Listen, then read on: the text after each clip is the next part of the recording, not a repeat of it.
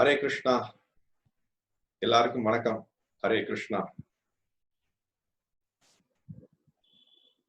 இந்த பாகவதம் வகுப்புக்கு வந்திருக்கிற அனைவருக்கும் எனது மனமார்ந்த நன்றி, வரவேற்புகள். ஒவ்வொரு வாரமும் நாம இந்த நித்தியம் பாகவத சேவையா அப்படின்னு சொல்லக்கூடிய இந்த பாகவத வகுப்புகளை ஒவ்வொரு நாளும் ஒவ்வொரு வாரமும் நடத்தி கொண்டிருக்கோம். அதனுடைய தொடர்ச்சி இன்னைக்கும் நாம இந்த பரிஷித் ஸ்தாபமும் சுகதேவரின் வருகையும் அப்படின்ற தலைப்புல போன வாரம் இந்த புது தலைப்பு ஆரம்பிச்சோம். அதனுடைய தொடர்ச்சி இன்னைக்கும் நடைபெறுகிறது. சோ அந்த நிகழ்ச்சியில உங்க எல்லாரையும் மறுபடியும் வரவேற்கிறேன். நம்ம நிகழ்ச்சிக்குள்ள போறதுக்கு முன்னாடி ஒவ்வொரு முறையும் நாம என்ன பண்ணுவோம் அப்படின்னா, பகவான் வாசுதேவருக்கு நமது வந்தனைகளை தெரிவிப்போம். ஓம் நமோ பகவதே வாசுதேவாய, ஓம் நமோ பகவதே வாசுதேவாய, ஓம் நமோ பகவதே வாசுதேவாய. ஓம் நமோ பகவதே வாசுதேவாய அப்படின்ற சொல்லுக்கு என்ன அர்த்தம் அப்படின்றது நான் ஒவ்வொரு வாரமும் சொல்லிக் கொண்டிருக்கேன். அதை மறுபடியும் சொல்றதுல தப்பு இல்லை. நாம என்ன பண்றோம் அப்படின்னா, எல்லாவற்றுக்கும் முழுமுதற் கடவுளாகிய அந்த பகவான் வாசுதேவருக்கு நமது வந்தனைகள். யார் அந்த வாசுதேவன்? வாசுதேவன்றது யாரு அப்படின்னா, நம்ம ஊர்ல இருக்கக்கூடிய வாசுதேவரோ அல்லது பக்கத்து ஊர்ல இருக்கக்கூடிய வாசுதேவர்ன்ற பேர் இருக்கக்கூடிய வாசுதேவர் அல்ல. முழுமுதற் கடவுளாகிய வாசுதேவர். யார் அந்த வாசுதேவர்? வசுதேவருக்கும் தேவகிக்கும் மகனாக பிறந்த வாசுதேவர். அவர் என்ன பண்றாரு அப்படின்னா, நமக்காக ஒரு 5000 வருஷத்துக்கு முன்னாடி வராருங்க. அந்த 5000 வருஷத்துக்கு முன்னாடி எதுக்காக வந்தார் அப்படின்னா, நமக்கெல்லாம் வாழ்க்கைனா என்ன, வாழ்க்கையினுடைய குறிக்கோள் என்ன, பகவான்னா யாரு, அவருக்கும் நமக்கும் உள்ள தொடர்பு என்ன அப்படின்றத காட்டுறதுக்காக வந்தார். சோ அவருக்கு நம்ம என்ன பண்றோம் அப்படின்னா, அந்த வாசுதேவருக்கு முதல்ல பாகவத வகுப்புக்கு முன்னாடி வந்தனைகளை தெரிவிக்கிறோம். பகவான் வாசுதேவருக்கு வந்தனை தெரிவிப்பதன் மூலமா என்ன நடக்குது? நாம் என்ன பண்றோம் அப்படின்னா, ஸ்ரீமத் பாகவதத்தை பேசுபவரும் சரி, ஸ்ரீமத் பாகவதத்தை கேட்பவரும் சரி, அவங்க 2 பேரும் புனிதம் அடைகிறாங்க. அந்த பாகவத வகுப்பு ரொம்ப புனிதமாக கருதப்படுகிறது. ஏன்னா பகவானினுடைய பேர் இல்லாமல், பகவானுடைய விஷயங்கள் இல்லாமல், பகவானுடைய அருள் இல்லாமல் நாம் எந்த நிகழ்ச்சியும் நடத்த முடியாது இந்த பௌதிக உலகத்துல. அதற்கு மிகப்பெரிய எடுத்துக்காட்டு தான் நம்ம நடத்தக்கூடிய அனைத்து செயல்களும். சோ இன்னைக்கும் நம்ம என்ன பண்றோம் அப்படின்னா, பகவான் வாசுதேவருக்கு நமது வந்தனைகளை தெரிவித்து இந்த நிகழ்ச்சியை ஆரம்பிப்போம்.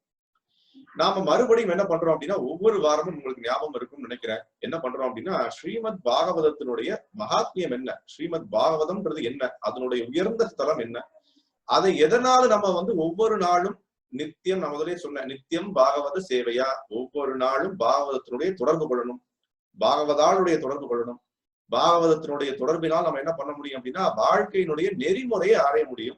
வாழ்க்கைனா என்ன, எப்படி வாழணும் அப்படின்ற விஷயங்களை ஸ்ரீமத் பாகவதத்தின் மூலியமா நம்ம தெரிஞ்சுக்கிறோம்.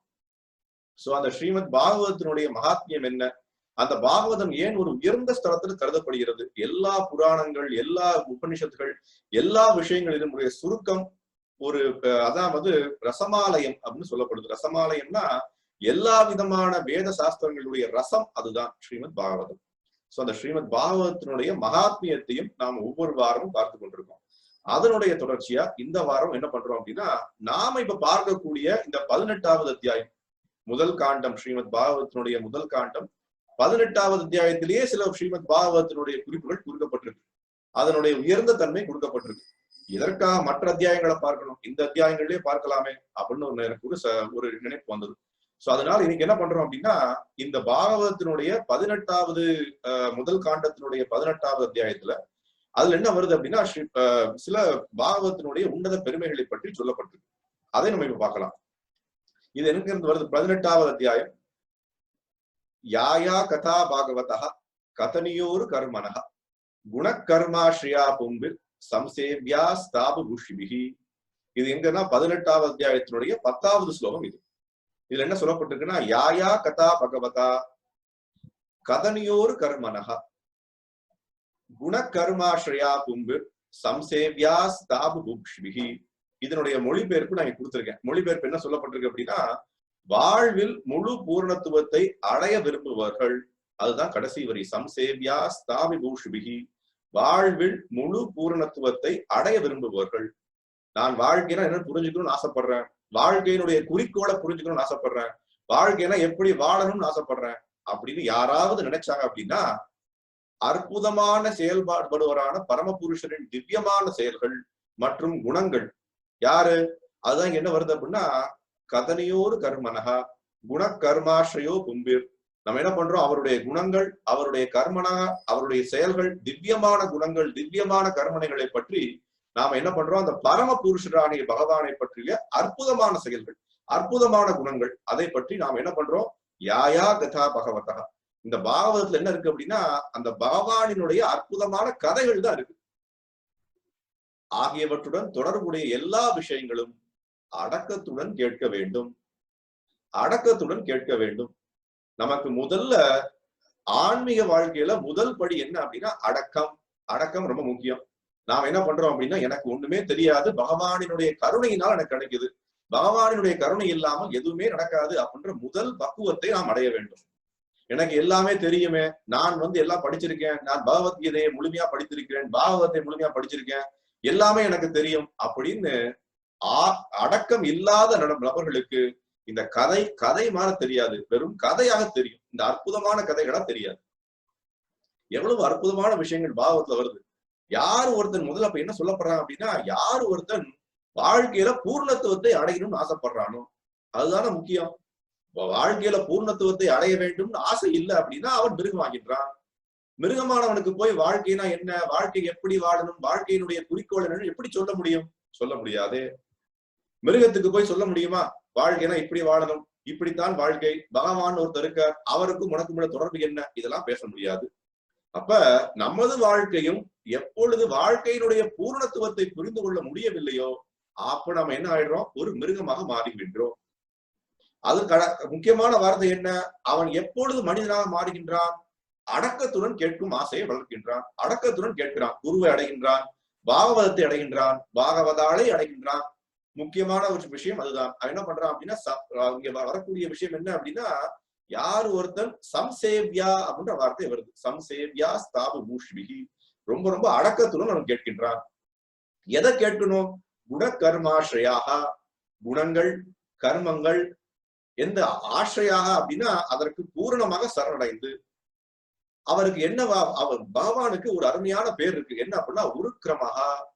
உருக்கிரமா அப்படின்னா நானும் நீங்களும் பண்ணக்கூடிய செயல்களுக்கு பேரு கிரமஹா. பகவான் பண்ணக்கூடிய செயல்களுக்கு பேர் என்ன அப்படின்னா உருக்கிரமாக. உருக்கிரமான என்ன, நாமும் நீங்களும் செய்ய முடியாத செயலை அவரால் செய்ய முடியும். கோவர்தன மலையை இந்த இத்தினோண்டு சுண்டு வரல 7 நாள் தூக்கி நிப்பாட்டினார். நம்மளால என்ன பண்ண முடியாது, ஒரு சின்ன ஒரு பொருளை கூட சுண்டு வரல ஏற்க முடியாது. ஆனா நம்ம என்ன பண்றோம், நானும் பகவான், என் பேருக்கு முன்னாடி பகவான் சேர்த்துக்கிறோம், பெரிய போர்டை போடுறோம், ஆன்மீக இயக்கங்களை ஆரம்பிக்கிறோம், அடுத்தவர்களை என்னை பகவான் அழைக்க சொல்றோம், பணத்தை கொடுத்து சொல்ல சொல்றோம், பத்திரிகையில போடுறோம், மீடியால சொல்றோம். இதெல்லாம் ஏதாவது பிரயோஜனம் இருக்கா? ஒரு பிரயோஜனம் இல்லை. பாகவதம் என்ன சொல்கிறது அப்படின்னா, வெறும் வெறும் இந்த செயல்கள் எல்லாம் வீணடிக்கக்கூடிய செயல்கள் சொல்றது. ஸ்ரமஹி ஏவ கேவலம் அப்படின்னு பாகவதம் சொல்லுகின்றோம். அப்ப உருக்கிரமாக பகவான் பண்ணக்கூடிய செயல் நம்மளால நினைச்சு கூட பார்க்க முடியாது. அதனாலதான் அவருக்கு பேரு பகவான், நமக்கு பேர் என்ன, ஒரு ஜீவா. ரெண்டும் முக்கியமான விஷயங்களை புரிஞ்சுக்கணும். அதனால என்ன, அது அவர் பண்ணக்கூடிய செயல்கள் எல்லாம் அப்படி இருக்கு அப்படின்னா, குணாதிசயங்கள், அவருடைய குணங்கள், அவருடைய செயல்கள் எல்லாம் ரொம்ப ரொம்ப அற்புதமாக இருக்கின்றது. 5000 வருஷத்துக்கு முன்னாடி பண்ணக்கூடிய செயல்கள் இன்னைக்கும் பேசப்படுது. இன்னைக்கும் நான் பேசிக் கொண்டிருக்கேன், நீங்க கேட்டுக்கொண்டிருக்கின்றீர்கள்.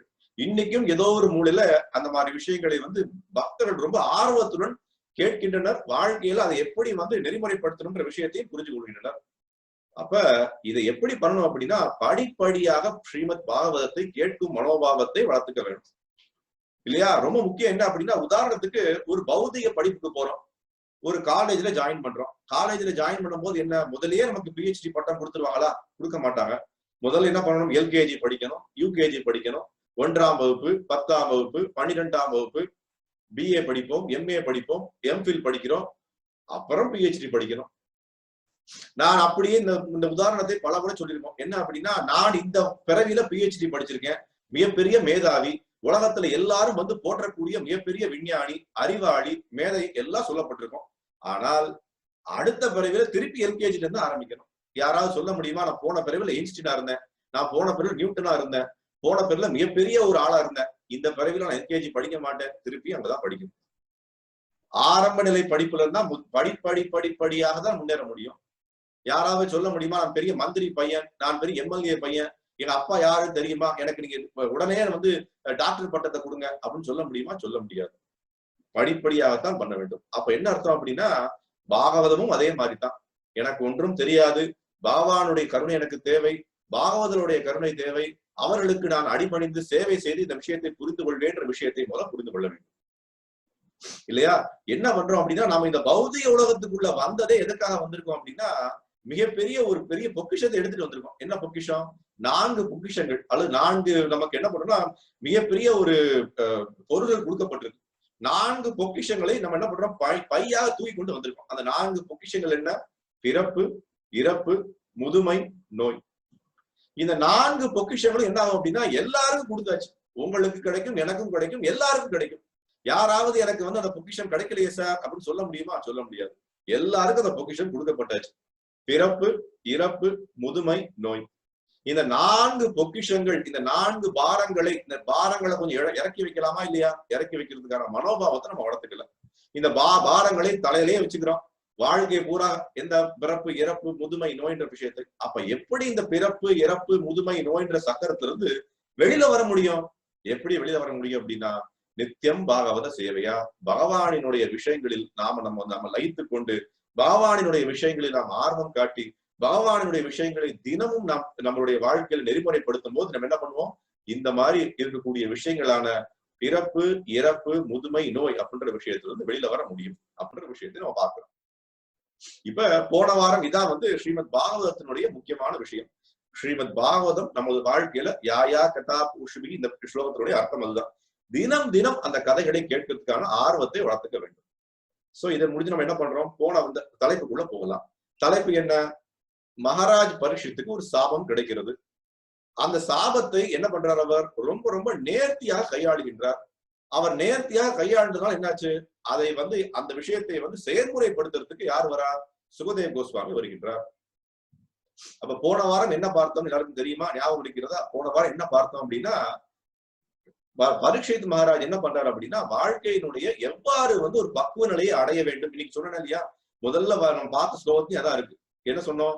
எவ்வாறு ஒரு பக்குவ நிலையை அடைவது, அந்த பக்குவ நிலையை எவ்வாறு அடைய வேண்டும் என்ற எண்ணத்தை மகாராஜ் பரீட்சித் அப்பொழுதே வைத்திருந்தார். எப்பொழுது வைத்திருந்தார் அப்படின்னா, தன்னுடைய தாயினுடைய கருள் இருக்கும் போதே, உத்தராவினுடைய கருள் இருக்கும் போதே என்னாச்சு அப்படின்னா, பகவான் அவருக்கு எல்லா விதமான விஷயங்களையும் சொல்லுகின்றார். அதுதான் வந்து ஒரு தூய பக்தருக்கான அழகு. அவர் என்ன புரிஞ்சிட்டார்? இந்த வாழ்க்கை ரொம்ப குறுகியது, தற்காலிகமானது. அது நமக்கெல்லாம் ஒன்றும் புரியல. நாம் அதனாலதான் வந்து என்ன பண்றோம் அப்படின்னா பிரயத்தனம் பண்ணிட்டு இருக்கோம். என்ன பிரயத்தனம்? பெரிய வீடை கட்டுவோமா, பெரிய காரை வாங்குவோமா, பெரிய பதவியை பார்ப்போமா, பெரிய புகழை சேர்ப்போமா, பணத்தை சேர்ப்போமா, எல்லாத்துக்கும் நம்ம ஆசைப்பட்டு கொண்டிருக்கோம். இந்த வாழ்க்கை குறுகியது, தற்காலிகமானது. இந்த வாழ்க்கையில எதுவும் இல்ல, பகவானை தவிர வேற எல்லாமே இங்க வந்து அழியக்கூடியது அப்படின்ற விஷயத்தை நாம புரிஞ்சுக்கல.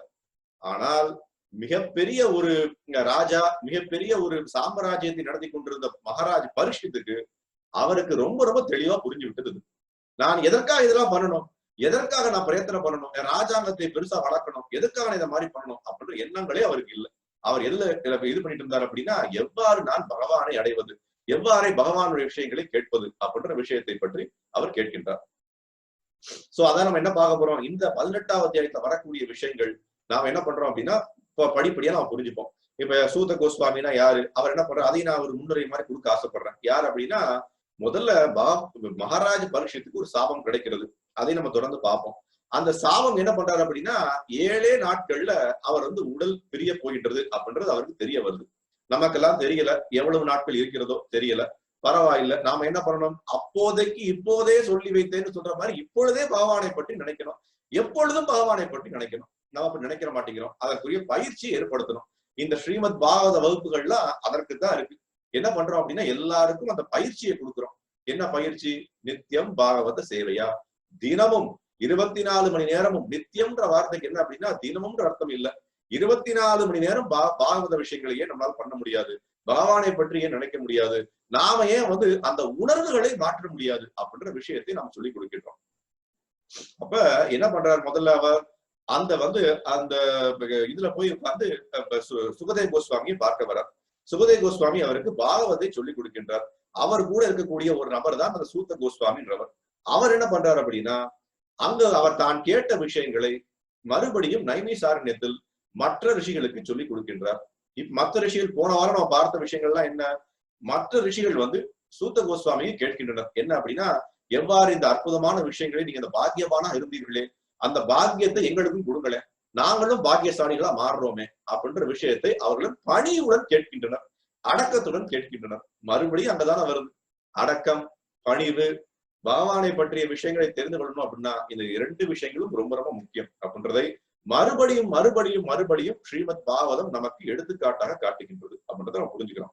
அப்ப இன்னைக்கு என்ன பண்றோம் அப்படின்னா இந்த இதுல 18வது அத்தியாயத்தினுடைய 18வது ஸ்லோகத்திலிருந்து ஆரம்பிக்கிறோம். இந்த 18வது ஸ்லோகத்துல அவர் போன வாரம் வரைக்கும் என்ன பார்த்தோம் அப்படின்னா அந்த நைமிஷாரண்யத்தில் இருந்த மற்ற ரிஷிகள்லாம் அந்த சூத்த கோஸ்வாமிக்கு கேட்ட மற்ற விஷயங்கள் எல்லாத்தையும் கேட்டாங்க. அந்த விஷயங்களை பற்றி அவர் என்ன பண்றார், இன்னைக்கு பதில் சொல்ல ஆரம்பிக்கின்றார். அவர் என்ன பண்றார் அப்படின்னா பதில் சொல்றார். அவர் என்ன மாதிரி நடந்தது, அந்த விஷயங்கள் எப்படி இருந்தது அப்படின்ற விஷயத்தை இன்னைக்கு பதிலாக சொல்லுகின்றார். அதுதான் நீங்க பார்க்க போறோம். அப்ப இதுல முதல்ல நம்ம ஆரம்பிக்கக்கூடிய ஸ்லோகம் என்ன அப்படின்னா 18வது அத்தியாயத்தினுடைய 18வது ஸ்லோகம். அதனுடைய மொழிபெயர்ப்பு மட்டும் நான் எடுத்திருக்கேன். ஸ்ரீல சூத்த கோஸ்வாமி கூறினார், பகவானே, நாங்கள் கலப்படமான ஜாதியில் பிறந்திருந்த போதிலும் உயர்ந்த அறிவை பெற்றிருப்பவர்களின் தொண்டு செய்து அவர்களை பின்பற்றுவதாலேயே பிறவி பயனை அடைந்தவர்கள் ஆனோம். ரொம்ப ரொம்ப முக்கியமான வார்த்தை. நான் இந்த 18வது அத்தியாயத்தினுடைய 18வது ஸ்லோகத்தை பற்றி இன்னைக்கு நிறைய நம்ம விவரிக்கணும்னு ஆசைப்படுறேன். ஏன்னா இன்னைக்கு இருக்கக்கூடிய உலகத்துல நிறைய தவறான ஒரு கற்பனைகள் இருக்கு. அந்த தவறான கற்பனைகளை முதல் வரியில இங்க சூத்த கோஸ்வாமி நிவர்த்தி செய்கின்றார். என்ன பண்றாரு பாருங்களேன். பகவானே, நாங்கள் கலப்படமான ஜாதியில் பிறந்திருந்த போதிலும் உயர்ந்த அறிவை பெற்றிருப்பவர்களுக்கு தொண்டு செய்து அவர்களை பின்பற்றுவதாலேயே பிறவி பயனை அடைந்தவர்கள் ஆகணும். அப்ப பிறவி பயனை எவ்வாறு அடைய முடியும்? எப்படின்னா உயர்ந்த அறிவை பெற்றிருப்பவர்களுக்கு சேவை செய்வதன் மூலியமாக. அதுதான் இன்னைக்கு முதல்ல ஸ்லோகத்தையும் காமிச்சேன். 18வது அத்தியாயத்துடைய 18வது ஸ்லோகம் 10வது ஸ்லோகத்தையும் சம்சேவியானா என்ன, அவர்களுக்கு அறிவு உள்ளவர்களுக்கு, ரிஷிகளுக்கு, தூய பக்தர்களுக்கு சேவை செய்ய வேண்டும். இத்தகைய மகான்களுடன் உரையாடுவதாலேயே இழி குலத்தால் ஏற்படும் இழுக்கை ஒருவரால் உடனேயே தூய்மைப்படுத்திக் கொள்ள முடியும். எவ்வளவு அற்புதமான ஸ்லோகம். இந்த ஸ்லோகத்தை நம்ம என்ன பண்ணணும் அப்படின்னா உலகம் முழுக்க பிரச்சாரம் பண்ணணும். ஏன் பிரச்சாரம் பண்ணணும்? ஏன்னா இன்னைக்கு இருக்கக்கூடிய விஷயம் என்ன அப்படின்னா இந்த விஷயங்கள்லாம் நான் தாழ்ந்த ஜாதியில பிறந்துட்டேனே, நான் ஒரு தாழ்ந்த பிறவியில பிறந்திருக்கேனே, என்னால படிக்க முடியுமா, பிராமணர்கள் மட்டும்தான் படிக்க முடியும், பிராமணர்களுக்கு மட்டும்தான் இது இருக்கா அப்படின்னு போர்க்குடி உயர்த்துறது, இதெல்லாம் இன்னைக்கு ரொம்ப அதிகமாயிடுச்சு. ஆனால் நீங்க எப்படி ஆரம்பிக்கிறார், நான் ஒரு தாழ்ந்த ஜாதியில் பிறந்தாலும் என்னை ஒரு உயர்ந்த நிலைக்கு நீங்க எல்லாம் என்னை உயர்த்திருக்கீங்க. யார சொல்றார்? அந்த ரிஷிகளை சொல்றார். நீங்க எல்லாம் நான் ஒரு தாழ்ந்த ஜாதியில பிறந்தவன், நான் ஒரு தாழ்ந்த ஜாதியில பிறந்தேன்ற காரணத்துக்காக நீங்க எல்லாரும் என்னை ஒதுக்க வைக்கல. எனக்கு நான் பாக்கியவான எப்ப ஆகினேன், அந்த உயர்ந்த நிலை, உயர்ந்த அறிவை பற்றி கேட்பதற்கு அந்த உயர்ந்த ரிஷியிடம் நான் சேவை செய்தேன். அந்த சேவை செய்தனால தகுதியானவனாக மாறிவிட்டேன். அந்த தகுதியானவனாக மாறினாலும் என்னுடைய தாழ்ந்த ஜாதியின் காரணமாக என்னை நீங்கள் ஒதுக்கவில்லை அப்படின்ற விஷயத்தை எவ்வளவு அருமையாக இங்க சொல்லுகின்றான்னு நம்ம பார்க்கணும். அப்ப முதல்ல என்ன புரிஞ்சுக்கணும் அப்படின்னா இதுதான் வேத கலாச்சாரமாக இருந்தது. வேத கலாச்சாரத்துல நாம் தாழ்ந்த ஜாதி, உயர்ந்த ஜாதி, எங்க பிறந்தோம், எப்படி வளர்ந்தோம், அதெல்லாம் முக்கியம் இல்லை. எப்படி முக்கியம் அப்படின்னா நான் முன்னாடியே சொல்லியிருக்கேன். இந்த முதல் நம்ம ஒரு நிகழ்ச்சி நடத்தணும் இல்லையா, எவ்வாறு மகாராஜ் பரீட்சித் கலியை தண்டித்தார் அப்படின்ற நிகழ்ச்சியின் போது சொன்னோம். என்ன அப்படின்னா யார் ஒருவன் சூத்திரனாக கருதப்படுகின்றான் அப்படின்னா தன்னுடைய உணர்வுகளில் தாழ்ந்தவனாக இருப்பவன் தான் சூத்திரன். நான் பிராமணனா பிறந்திருக்கேன், நான் பூணூல் அணிந்து கொண்டிருக்கின்றேன், என்னுடைய குலம் அவ்வளவு உயர்ந்த குலம் அப்படின்னு சொல்றவனே முதல்ல சூத்திரன் தான். என்ன காரணம்? பகவானை பற்றிய விஷயங்களை சொல்லுபவன் தான் பிராமணன். பிரம்ம ஜானேதி இது பிராமணகா அப்படின்னு சாஸ்திரம் சொல்லுகின்றது. யார் ஒருத்தன் அந்த பரபிரம்மனை பற்றி புரிந்து கொள்கின்றானோ அவன் பிராமணன், அவன் உயர்ந்த நிலையில் இருக்கின்றான். அவனுக்கு பகவானை பற்றி எல்லா விஷயங்களையும் தெரியும், வேதத்தை அறிந்தவனா இருக்கின்றான். அவன் எங்க வேணா பறந்துட்டு போறான். தாழ்ந்த ஜாதியா இருக்கட்டும். இங்க என்ன சொல்றாரு அவரு? கலப்பு ஜாதின்னு சொல்ல வர்றாரு அவர். கலப்பு ஜாதின்னு என்ன அர்த்தம்? அந்த அவர் யூஸ் பண்ணக்கூடிய வார்த்தை என்ன அப்படின்னா பாகவதத்துல விலோம ஜாத்தக. விலோம ஜாத்தகனா என்ன? 2 விதமான வெவ்வேறு ஜாதி, தந்தை வேற ஜாதி, தாய் வேற ஜாதி, அந்த மாதிரி ஜாதியில பிறந்தவன் நான். அப்ப என்ன அர்த்தம்? அடுத்த வார்த்தை என்ன? தௌஷ்குல்யம். தௌஷ்குல்யம்னா என்ன? நான் பிறந்த அந்த தாழ்ந்த ஜாதியின் காரணமாக நான் தகுதி இல்லாமல் ஆகிவிடுகின்றேன் முதல்லயே. ஆனால் எவ்வாறு ஒருவன் தகுதி இல்லாதவனும் தகுதியுள்ள நிலைக்கு மாற முடியும் அப்படின்னா என்ன வார்த்தை சொல்றாருங்க? உயர்ந்த ஆத்மாக்களிடம் தொடர்பு கொள்வதனால், உயர்ந்த ஆத்மாக்களிடம் விவாதம் செய்வதனால் உயர்ந்த ஆத்மாக்களுடன் அடக்கமுடன் கேட்பதினால் இதுதான் நம்மளுடைய மிகப்பெரிய ஒரு கலாச்சாரமாக இருந்தது. இன்னைக்கு என்ன ஆச்சு அப்படின்னா, அரசியல் காரணமாக வெவ்வேறு காரணங்களுக்காக என்ன ஆச்சு, நான் வந்து பிராமண ஜாதி, நான் அந்த ஜாதி, நான் வைசிய ஜாதி, நான் சத்திரிய ஜாதி, அவனுக்கு ஒரு சங்கம், இவங்களுக்கு ஒரு சங்கம், பிராமண சங்கங்கள், அந்த சங்கம், வைசிய சங்கம், சத்திரிய சங்கம், என்ன சங்கங்கள் தேவை இருக்கு? நமக்கு தேவை ஒரே ஒரு சங்கம் தான், பாகவத சங்கம். பாகவத சங்கம் தான் நமக்கு தேவை. மற்ற சங்கங்கள் எல்லாம் வந்து என்ன அப்படின்னா அழியக்கூடிய சங்கம், சூத்திர சங்கம்னு வச்சுக்கலாம் நம்ம. ஏன்னா உணர்வுகள் சரியில்லை. உணர்வுகள் சரியில்லை அப்படின்னா எவ்வாறு நம்ம வந்து உயர்த்தி கொள்ள முடியும்? நம்மளை உயர்த்தி கொள்ள முடியாது. நம்ம 100 வருஷத்துக்கு முன்னாடி கூட பார்க்கலாம். என்ன அப்படின்னா இதே மாதிரி தான் இருந்தது. எனக்கு உடனே இந்த விஷயத்தை பார்க்கும்போது ஒரு அருமையான ஒரு உதாரணம் வந்தது. என்ன அப்படின்னா, பழைய காலத்துல எப்படி இருந்தது அப்படின்னா, ஏதோ ஒரு சிறுவன் வேத நூல்களை கற்றணும் ஆசைப்படுறான். அவனுக்கு அந்த தகுதியை பார்க்கிறாங்க அந்த குரு. அவர் என்ன பண்றாரு அப்படின்னா, இவன் வந்து பிராமணனாக இருக்கும் தகுதி இருக்கின்றான் அப்படின்னு குரு அடையாளம் செய்கின்றார். பிறப்புல அடையாளம் செய்யல.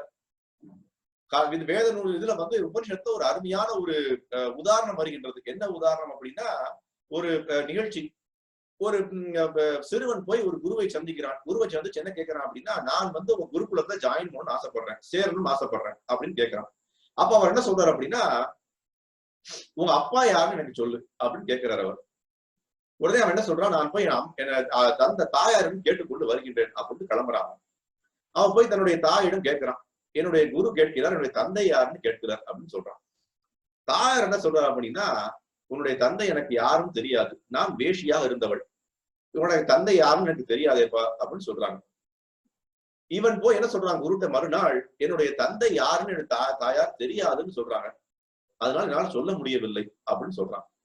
உடனே அந்த குரு என்ன பண்றாரு அப்படின்னா, நீ வந்து இந்த குருகுலத்துல சேரக்கூடிய தகுதியானவன், உடனே சேர்ந்து கொள் அப்படின்னு சொல்றாரு. அவன் வந்து தாழ்ந்த ஜாதியில பிறந்துட்டான், கலப்பு ஜாதியில பிறந்துட்டான், வேசியினுடைய மகன், அதெல்லாம் அவர் பார்க்கவே இல்லை. அவர் எதனால சொல்றாரு அப்படின்னா, உண்மையை பேச வேண்டும்ன்ற நிலையில் இருக்கு பத்தியா, அப்படி பிராமணனாக மாறுகின்றாய். என்னுடைய தந்தை யாரு அப்படின்னு ஒரு தாயார் சொல்லவில்லை. என்கிட்ட வந்து நீ பொய்யை சொல்லியிருக்கலாமே, சொல்லவில்லை. என்னுடைய தந்தை யாருன்னு எனக்கு தெரியாது அப்படின்ற உண்மையை வந்து நேரடியாக சொன்னாயே, அதனால் நீ பிராமணனாக மாறுகின்றாய் அப்படின்னு சொல்றாரு. அப்ப என்ன அர்த்தம்? குரு என்ன பண்றார், இவனுக்கு அந்த தகுதி இருக்கின்றதா, அந்த தகுதி இருந்தாலே அவனை பிடித்து என்ன பண்றாரு அப்படின்னா அந்த விஷயத்தை பக்குவம் அடைத்து செய்கின்றார். இதேதான் நடந்தது நம்மளுடைய காலகட்டத்துல. நம்மளுடைய அரசியல் இதுலயும் பார்க்கலாம். என்ன ஆச்சு அப்படின்னா, இந்த உதாரணம் நான் கொடுக்கணும்னு ஆசைப்பட்டேன். என்ன அப்படின்னா, அம்பேத்கர் ஒருத்தர் இருந்தார் நம்மளுடைய இதுல. அம்பேத்கர் யார்? அவரும் வந்து ஒரு தாழ்ந்த ஜாதியில பிறந்தவர் தான். உலகம் போற்றக்கூடிய மிகப்பெரிய விஷயத்தை எவ்வாறு பண்ண முடியுது? அந்த காலகட்டத்துல அவங்களால வந்து பாடசாலை கூட போக முடியாது. அவருடைய குரு என்ன பண்றாரு அப்படின்னா, கிருஷ்ணாஜி கேசவ் அம்பேத்கர் அப்படின்னு சொல்லக்கூடிய அவருடைய குரு, இந்த பையனுக்கு வந்து அறிவு இருக்கின்றது, அவன் வந்து ஒரு உயர்ந்த நிலைக்கு வர முடியும் அப்படின்னு தன்னுடைய பேரை கொடுத்து அவனுக்கு என்ன பண்றாரு, அதான் அவனுக்கு அம்பேத்கர் பேர் வந்தது. அவர் என்ன பண்றாரு அப்படின்னா மிக உயர்ந்த நிலைக்கு கொண்டு வருகின்றார். இப்ப இதேதான் வேத கலாச்சாரங்களும் இருந்தது. வேத கலாச்சாரத்திலையும் இதே நிலைதான் இருந்தது. ஆனா நம்ம இன்னைக்கு என்ன பண்ணிட்டோம் அப்படின்னா, எல்லா விதமான விஷயங்களையும் திரிச்சு வச்சிருக்கோம், மாற்றி வைத்திருக்கோம். யாரும் ஒருத்தரும் பிறப்பால யாரும் வந்து பெரிய நிலையை அடைவதில்லை அப்படின்ற விஷயத்தை இன்னைக்கு நம்ம பார்த்து புரிந்து கொள்ள வேண்டும். யார் ஒருத்தன் எவ்வாறு உயர முடியும்? யார் ஒருத்தன் வந்து பகவானினுடைய விஷயத்தை பற்றி புரிந்து கொள்கின்றானோ அவன் உயர்ந்தவனாக கருதப்படுகின்றான். யார் ஒருத்தன் பகவானுடைய விஷயத்தை புரிந்து கொள்ள முடியவில்லையோ அவன் வந்து என்ன தாழ்ந்த ஜாதியாக கருதப்படுகின்றான் இல்லையா? அப்ப அவர் தானே சொல்கின்றார், எனக்கு வந்து உயர்ந்த குலம் எவ்வாறு கிடைத்தது? அங்க இருந்த சுகதேவ கோஸ்வாமியினுடைய தஞ்சத்தின் காரணமாக எனக்கு கிடைத்தது. இல்ல அப்படின்னா தாழ்ந்த ஜாதிக்காரன் தான் அப்படின்னு எவ்வளவு ஒரு பக்குவமாக சொல்கின்றார் சுகதேவ கோஸ்வாமி இங்க. அப்ப அடுத்த விஷயம் நான் என்ன சொல்ல ஆசைப்பட்டேன் அப்படின்னா, சைத்தன்ய மகாபிரபு நம்மளுடைய சம்பிரதாயத்துல கிருஷ்ணர் வந்து சைத்தன்ய மகாபிரபுவாக அவதரித்தார் 500 வருஷத்துக்கு முன்னாடி பெங்கால்ல. சைத்தன்ய மகாபிரபு என்ன பண்ணார்? இதே விஷயத்தை தான் நமக்கு உறுதி செஞ்சார். என்ன பண்ணார் அப்படின்னா, யார் ஒருவன் எந்த ஜாதியில பிறந்தான், எந்த பிறப்புல பிறந்தான்ற விஷயமே கிடையாது. அவனுடைய உயர்ந்த நிலையா தாழ்ந்த நிலையான்னு அவனுடைய பக்குவத்தை பொறுத்து கொடுத்தார் அவர். நிறைய கீழே பிறந்த தாழ்ந்த ஜாதின்னு சொல்லக்கூடிய விஷயங்கள்ல பிறந்த மக்களை உயர்ந்த நிலைக்கு கொண்டு வந்தார் அவர் இல்லையா? நாம இப்ப என்ன பண்றோம் அப்படின்னா, நம்ம தினமும் பார்த்தீங்க அப்படின்னா நம்மளுடைய கோயில்கள்ல நாமாச்சாரியர் ஸ்ரீ ஹரிதாஸ் தாக்கூர் கி ஜெய் அப்படின்னு சொல்லி ஒவ்வொரு நாளும் ஹரிதாஸ் தாக்கூருக்கு நம்மளுடைய வந்தனைகளை தெரிவிக்கிறோம். ஒரு நாளைக்கு 4, 5, 10 தடவை கூட தெரிவிக்கிறோம். யார் இந்த ஹரிதாஸ் தாக்கூர்? நம்மளுடைய கோயில்கள்ல விக்கிரகங்களுக்கு முன்னாடி நம்ம என்ன பண்றோம், ஹரிதாஸ் தாக்கூருக்கு ரொம்ப ரொம்ப உயர்ந்த ஒரு நிலையை வச்சிருக்கோம். அவருடைய அவருடைய போட்டோவை கூட வச்சிருக்காங்க விக்கிரகங்கள்ல. யார் அவர்? ஒரு முஸ்லிம் குடும்பத்துல பிறந்தவர். நீங்க எல்லாம் கேட்கலாம், எப்படி நம்மளுடைய இந்து கோயில்ல ஒரு முஸ்லீமுடைய பேரை சொல்லி நீங்க எல்லாம் வந்தனை தெரிவிக்கிறீங்க தினமும்? அவர் என்ன பண்றாரு அப்படின்னா, ஒரு நான்கும் 3 லட்சம் முறை பகவானுடைய நாமங்களை இடைவிடாமல் சொல்றார். அதான் அவருக்கு பேரு நாமாச்சாரியர். ஹரே கிருஷ்ணா கிருஷ்ண கிருஷ்ணா ஹரே ஹரே, ஹரே ராம ராம ராம ஹரே ஹரேன்ற வார்த்தையை இடைவிடாமல் 3 லட்சம் முறை ஒவ்வொரு நாளும் சொன்னார். அதை சொல்லி முடிக்காம உணவு எடுத்துக்கொள்ள மாட்டார், தண்ணீர் எடுத்துக்கொள்ள மாட்டார். என்ன பண்ணார்? அப்ப சைத்தன்ய மகாபிரபு அவரை பார்த்து, இவர்தான் நாமங்கள், பகவானினுடைய நாமங்களை எவ்வாறு உச்சரிப்பது, பகவானினுடைய நாமங்களுடைய உயர்ந்த நிலையை மக்களுக்கு சொல்லக்கூடிய ஆச்சாரியர் இவர்தான் அப்படின்ற விஷயத்தை நமக்கு எல்லாருக்கும் உணர்த்தினார். அவர் எங்க பிறந்தார்? அவர் ஒரு முஸ்லீம் குடும்பத்துல, தாழ்ந்த குடும்பம், யாவன குடும்பம்னு சொல்லலாம். ஆனால் என்னாச்சு, அவர் இன்னைக்கு நம்ம ஆச்சாரியர்னு சொல்லி தினமும் ஒவ்வொரு கோயிலையும் வணங்குறோம். எல்லா கோயிலும் இப்படித்தான் இருக்கு. அப்ப யாரு ஒருத்தன் ஆச்சாரியராக மாற முடியும்? யாரு ஒருத்தன் குரு அல்லது ஆச்சாரியன் ஆவதற்கு என்ன தகுதி இருக்கிறது? இதுதான் அடுத்த கேள்வி எனக்கு வருகிறது. குரு ஆவது எப்படி? ஆச்சாரியன் ஆவது எப்படி? எவ்வாறு ஆக முடியும் அப்படின்னா, என்னுடைய தந்தை குருவாக இருந்தார், நானும் குரு. என்னுடைய தந்தையுடைய சீடர்கள் எல்லாம் என்னுடைய சீடர்கள் அப்படின்னு சொல்லி அவருடைய காலை வணங்குவது, அதெல்லாம் என்ன அப்படின்னா உண்மையான ஒரு சம்பிரதாயமே கிடையாது. யாரு ஒருத்தன் உண்மையான ஆச்சாரியனாக மாற முடியும், யாரு ஒருத்தன் உண்மையான குருவாக மாற முடியும் அப்படின்னா, அது சாஸ்திரங்களுடைய கூற்றுகளை உண்மையாக அறிந்தவர். தத்வித்தி பிரணிபாதேன பரிபிரஷ்னேன சேவையா உபதேக்ஷந்தி தத்ஞானம் ஞானினாஸ் தத்துவதர்ஷினகா. அவர் ஞானி, தத்துவதர்ஷினி அப்படின்னு சொல்லக்கூடியவர் தான் உண்மையான குரு. நான் என்னுடைய தந்தை குரு, என்னுடைய தந்தை ஆச்சாரியர், அதனால நானும் ஆச்சாரியர் கிடையவே கிடையாது. யார் உண்மையான குரு? பகவானினுடைய விஷயங்களை உள்ளது உள்ளபடி தத்துவங்களாக புரிந்து கொண்டவர் தான் குரு. அதை புரிந்து கொண்டது மட்டுமல்லாமல் அனைவருக்கும் எடுத்து சொல்பவர் குரு. அப்ப இந்த உண்மையான விஷயங்களை, பகவானினுடைய விஷயங்களை புரிந்து கொள்வது என்பது அப்படின்னா நாம எப்படி புரிந்து கொள்ள முடியும்?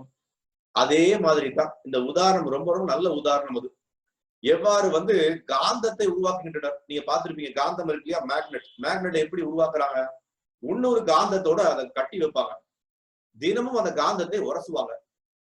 நாளடைவில் என்ன ஆகும் அப்படின்னா அந்த இரும்பு காந்தமாக மாறிவிடும். நாமளும் அதே மாதிரி தான் காந்தமாக மாற முடியும், ஆச்சாரியராக மாற முடியும், குருவாக மாற முடியும், உயர்ந்த தளத்துக்கு வர முடியும். நாம எங்க வேணா பிறந்திருக்கலாம், என்ன வேணா பண்ணிருக்கலாம், எப்படி வேணா இருந்திருக்கலாம். எவ்வாறு பண்ண முடியும் அப்படின்னா சத் சங்கத்தின் காரணமாகத்தான் முடியும், பாகவத சங்கத்தின் காரணமாகத்தான் முடியும், ஸ்ரீமத் பாகவதத்தினுடைய சங்கத்தின் காரணமாகத்தான் முடியும், பாகவதாளுடைய சங்கத்தின் காரணமாகத்தான் முடியும். அதை நைமிஷாரணத்தில் இருந்த எல்லா ரிஷிகளுக்கும் தெரியும், சூத கோஸ்வாமிக்கும் தெரியும், நமக்கும் விவரிக்கின்றனர். அதைத்தான். அப்ப நம்ம காலகட்டத்தில் இருக்கக்கூடிய நம்மளுடைய இந்தியாவில் இருக்கக்கூடிய விஷயங்கள் எவ்வளவு ரொம்ப ரொம்ப தெளிவாக இருந்தது அப்படின்ற விஷயத்தை நம்ம புரிஞ்சுக்கணும். எந்த ஒரு விஷயமும் நம்ம எப்படி இருந்தது அப்படின்னா ஒரு பெரிய ஒரு ஜாதி பாகுபாடு அந்த காலத்துல இல்லை அப்படின்ற விஷயத்தை ஸ்ரீமத் பாகவதத்தின் மூலியமா நம்ம முழுமையா தெரிஞ்சுக்கிறோம். இன்னைக்கு ஜாதிகள் அப்படின்றது என்ன அப்படின்னா நாமளால் ஏற்படுத்தி கொண்டது. யாரும் பிறப்பால ஜாதி ஆனால அவன் என்ன பண்றான் அப்படின்னா பகவானினுடைய விஷயங்களை உணர்த்துவதன் மூலியமா புரிஞ்சுக்கிறோம் அப்படின்ற விஷயத்தை புரிஞ்சுக்கலாம். இது எல்லாம் எப்படி வந்தது அப்படின்ற கேள்வி வரலாம். அதையும் இங்க ஸ்ரீல பிரபுபாதர் இந்த பொருள்ல கொடுக்கிறார். இந்த 18வது அத்தியாயத்தினுடைய 18வது ஸ்லோகத்துல ஸ்ரீல பிரபுபாதர் அதனுடைய உரையை கொடுக்கிறார். கேள்வி என்ன கேட்பீங்க அப்படின்னா எவ்வாறு இந்த காலகட்டத்தில் இந்த ஜாதி வழிமுறைகள் அதிகமாக ஆச்சு, நான் இந்த ஜாதி, நான் உயர்ந்த ஜாதி, தாழ்ந்த ஜாதின்ற விஷயங்கள் எவ்வாறு அதிகமாச்சு அப்படின்னு பார்த்தோம் அப்படின்னா இதெல்லாம் இந்த காலகட்டத்துல வந்தக்கூடிய விஷயங்கள். என்னாச்சு அப்படின்னா த்விஜ பந்துகள் அப்படின்னு சொல்லக்கூடியவர்கள் அதிகமாக மாறிட்டனர். அதான உண்மை. என்ன அப்படின்னா யார் ஒருத்தனுக்கு அந்த தகுதி இல்லையோ அவன் நான் உயர்ந்த ஜாதி அப்படின்னு மார்பு தட்டி கொண்டு இருந்தான். அப்ப தாழ்ந்த ஜாதி நம்ம ஆயிட்டோமே அப்படின்னு கீழே இருந்தவன்லாம் அவனுக்கு எதிராக போர்க்கொடி உயர்த்தினான், அவனுக்கு எதிராக போராட்டம் நடத்தினான். அப்ப என்னாச்சு, உடனே என்னாச்சு அப்படின்னா நாம உயர்ந்த ஜாதிக்கும் தாழ்ந்த ஜாதிக்கும் வெவ்வேறு விதமான பிரச்சனைகள். அப்ப நாம என்ன புரிஞ்சுக்கணும் அப்படின்னா உயர்ந்த ஜாதியா இருக்கட்டும், தாழ்ந்த ஜாதியா இருக்கட்டும், பகவானுக்கு சரணடைந்திருக்கிறோமா, எவ்வாறு நம்ம நாமாச்சாரியர் ஸ்ரீல ஹரிதாஸ் தாக்கூர் மாதிரி இருக்கோமா, நமக்கு என்ன தகுதி இருக்கிறது அப்படின்ற விஷயத்தை நாம் புரிஞ்சுக்கணும். நாம அந்த விஷயங்களை புரிந்து கொள்ள முடியல அப்படின்னா நம்மளால விஷயத்தை உள்ளபடி புரிந்து கொள்ளவே முடியாது அப்படின்ற விஷயத்தை பார்க்கிறோம். பக்தர்களுக்கு எந்த விதமான ஜாதியும் கிடையாது. பக்தர்கள் யாரு, பகவானுக்கு சரணடைந்தவர் தான் உயர்ந்த ஜாதி. யாரு பகவானுக்கு சரணடையிலையோ அவன் தாழ்ந்த ஜாதி அப்படின்ற விஷயத்தை ஸ்ரீமத் பாகவதத்தினுடைய பக்கங்கள் மூலியமாக, சூத கோஸ்வாமியினுடைய வார்த்தைகள் மூலியமாக இன்னைக்கு நம்ம தெளிவா புரிஞ்சுக்கணும். அதுதான் ரொம்ப முக்கியம். என்ன விஷயம் அப்படின்னா, உதாரணத்துக்கு கங்கையில போய் யாரு குளிக்கிறாங்களோ அவங்க சுத்தம் அடைகிறாங்க, தூய்மை அடைகிறாங்கன்றது சாஸ்திர விதி. கங்கையில குளிக்கிறவர் தாழ்ந்த ஜாதியா உயர்ந்த ஜாதியா எவ்வாறு அவர் இருக்க போகின்றார், யாருக்கு தூய்மைப்படுத்தணும் அப்படின்ற பாகுபாடே கிடையாது.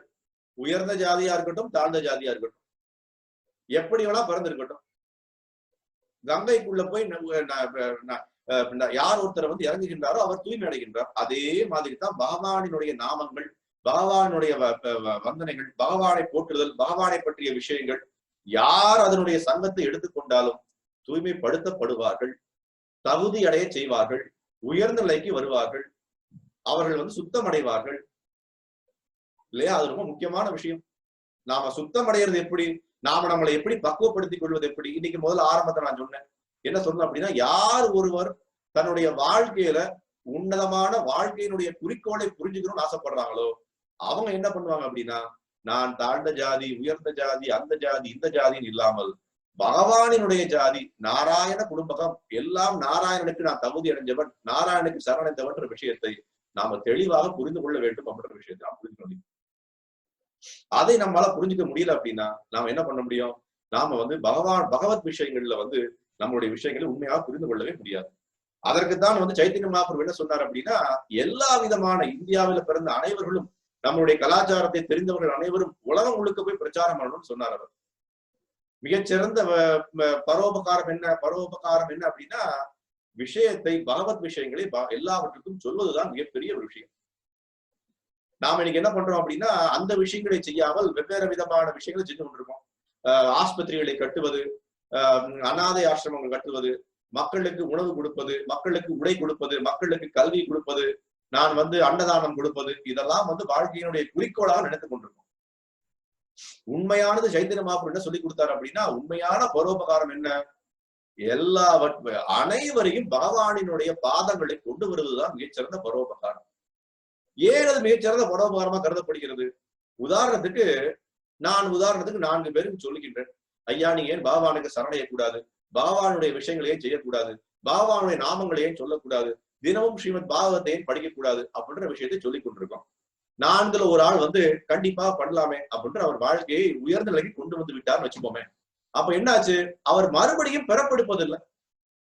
என்ன பண்றாங்க? உடலை விட்டா கூட திருப்பி பிறப்பெடுக்க போவதில்லை அர்ஜுனான்னு 4ஆம் அத்தியாயத்துடைய 9ஆம் அத்தியாய ஸ்லோகத்துல கிருஷ்ணர் சொல்றார்.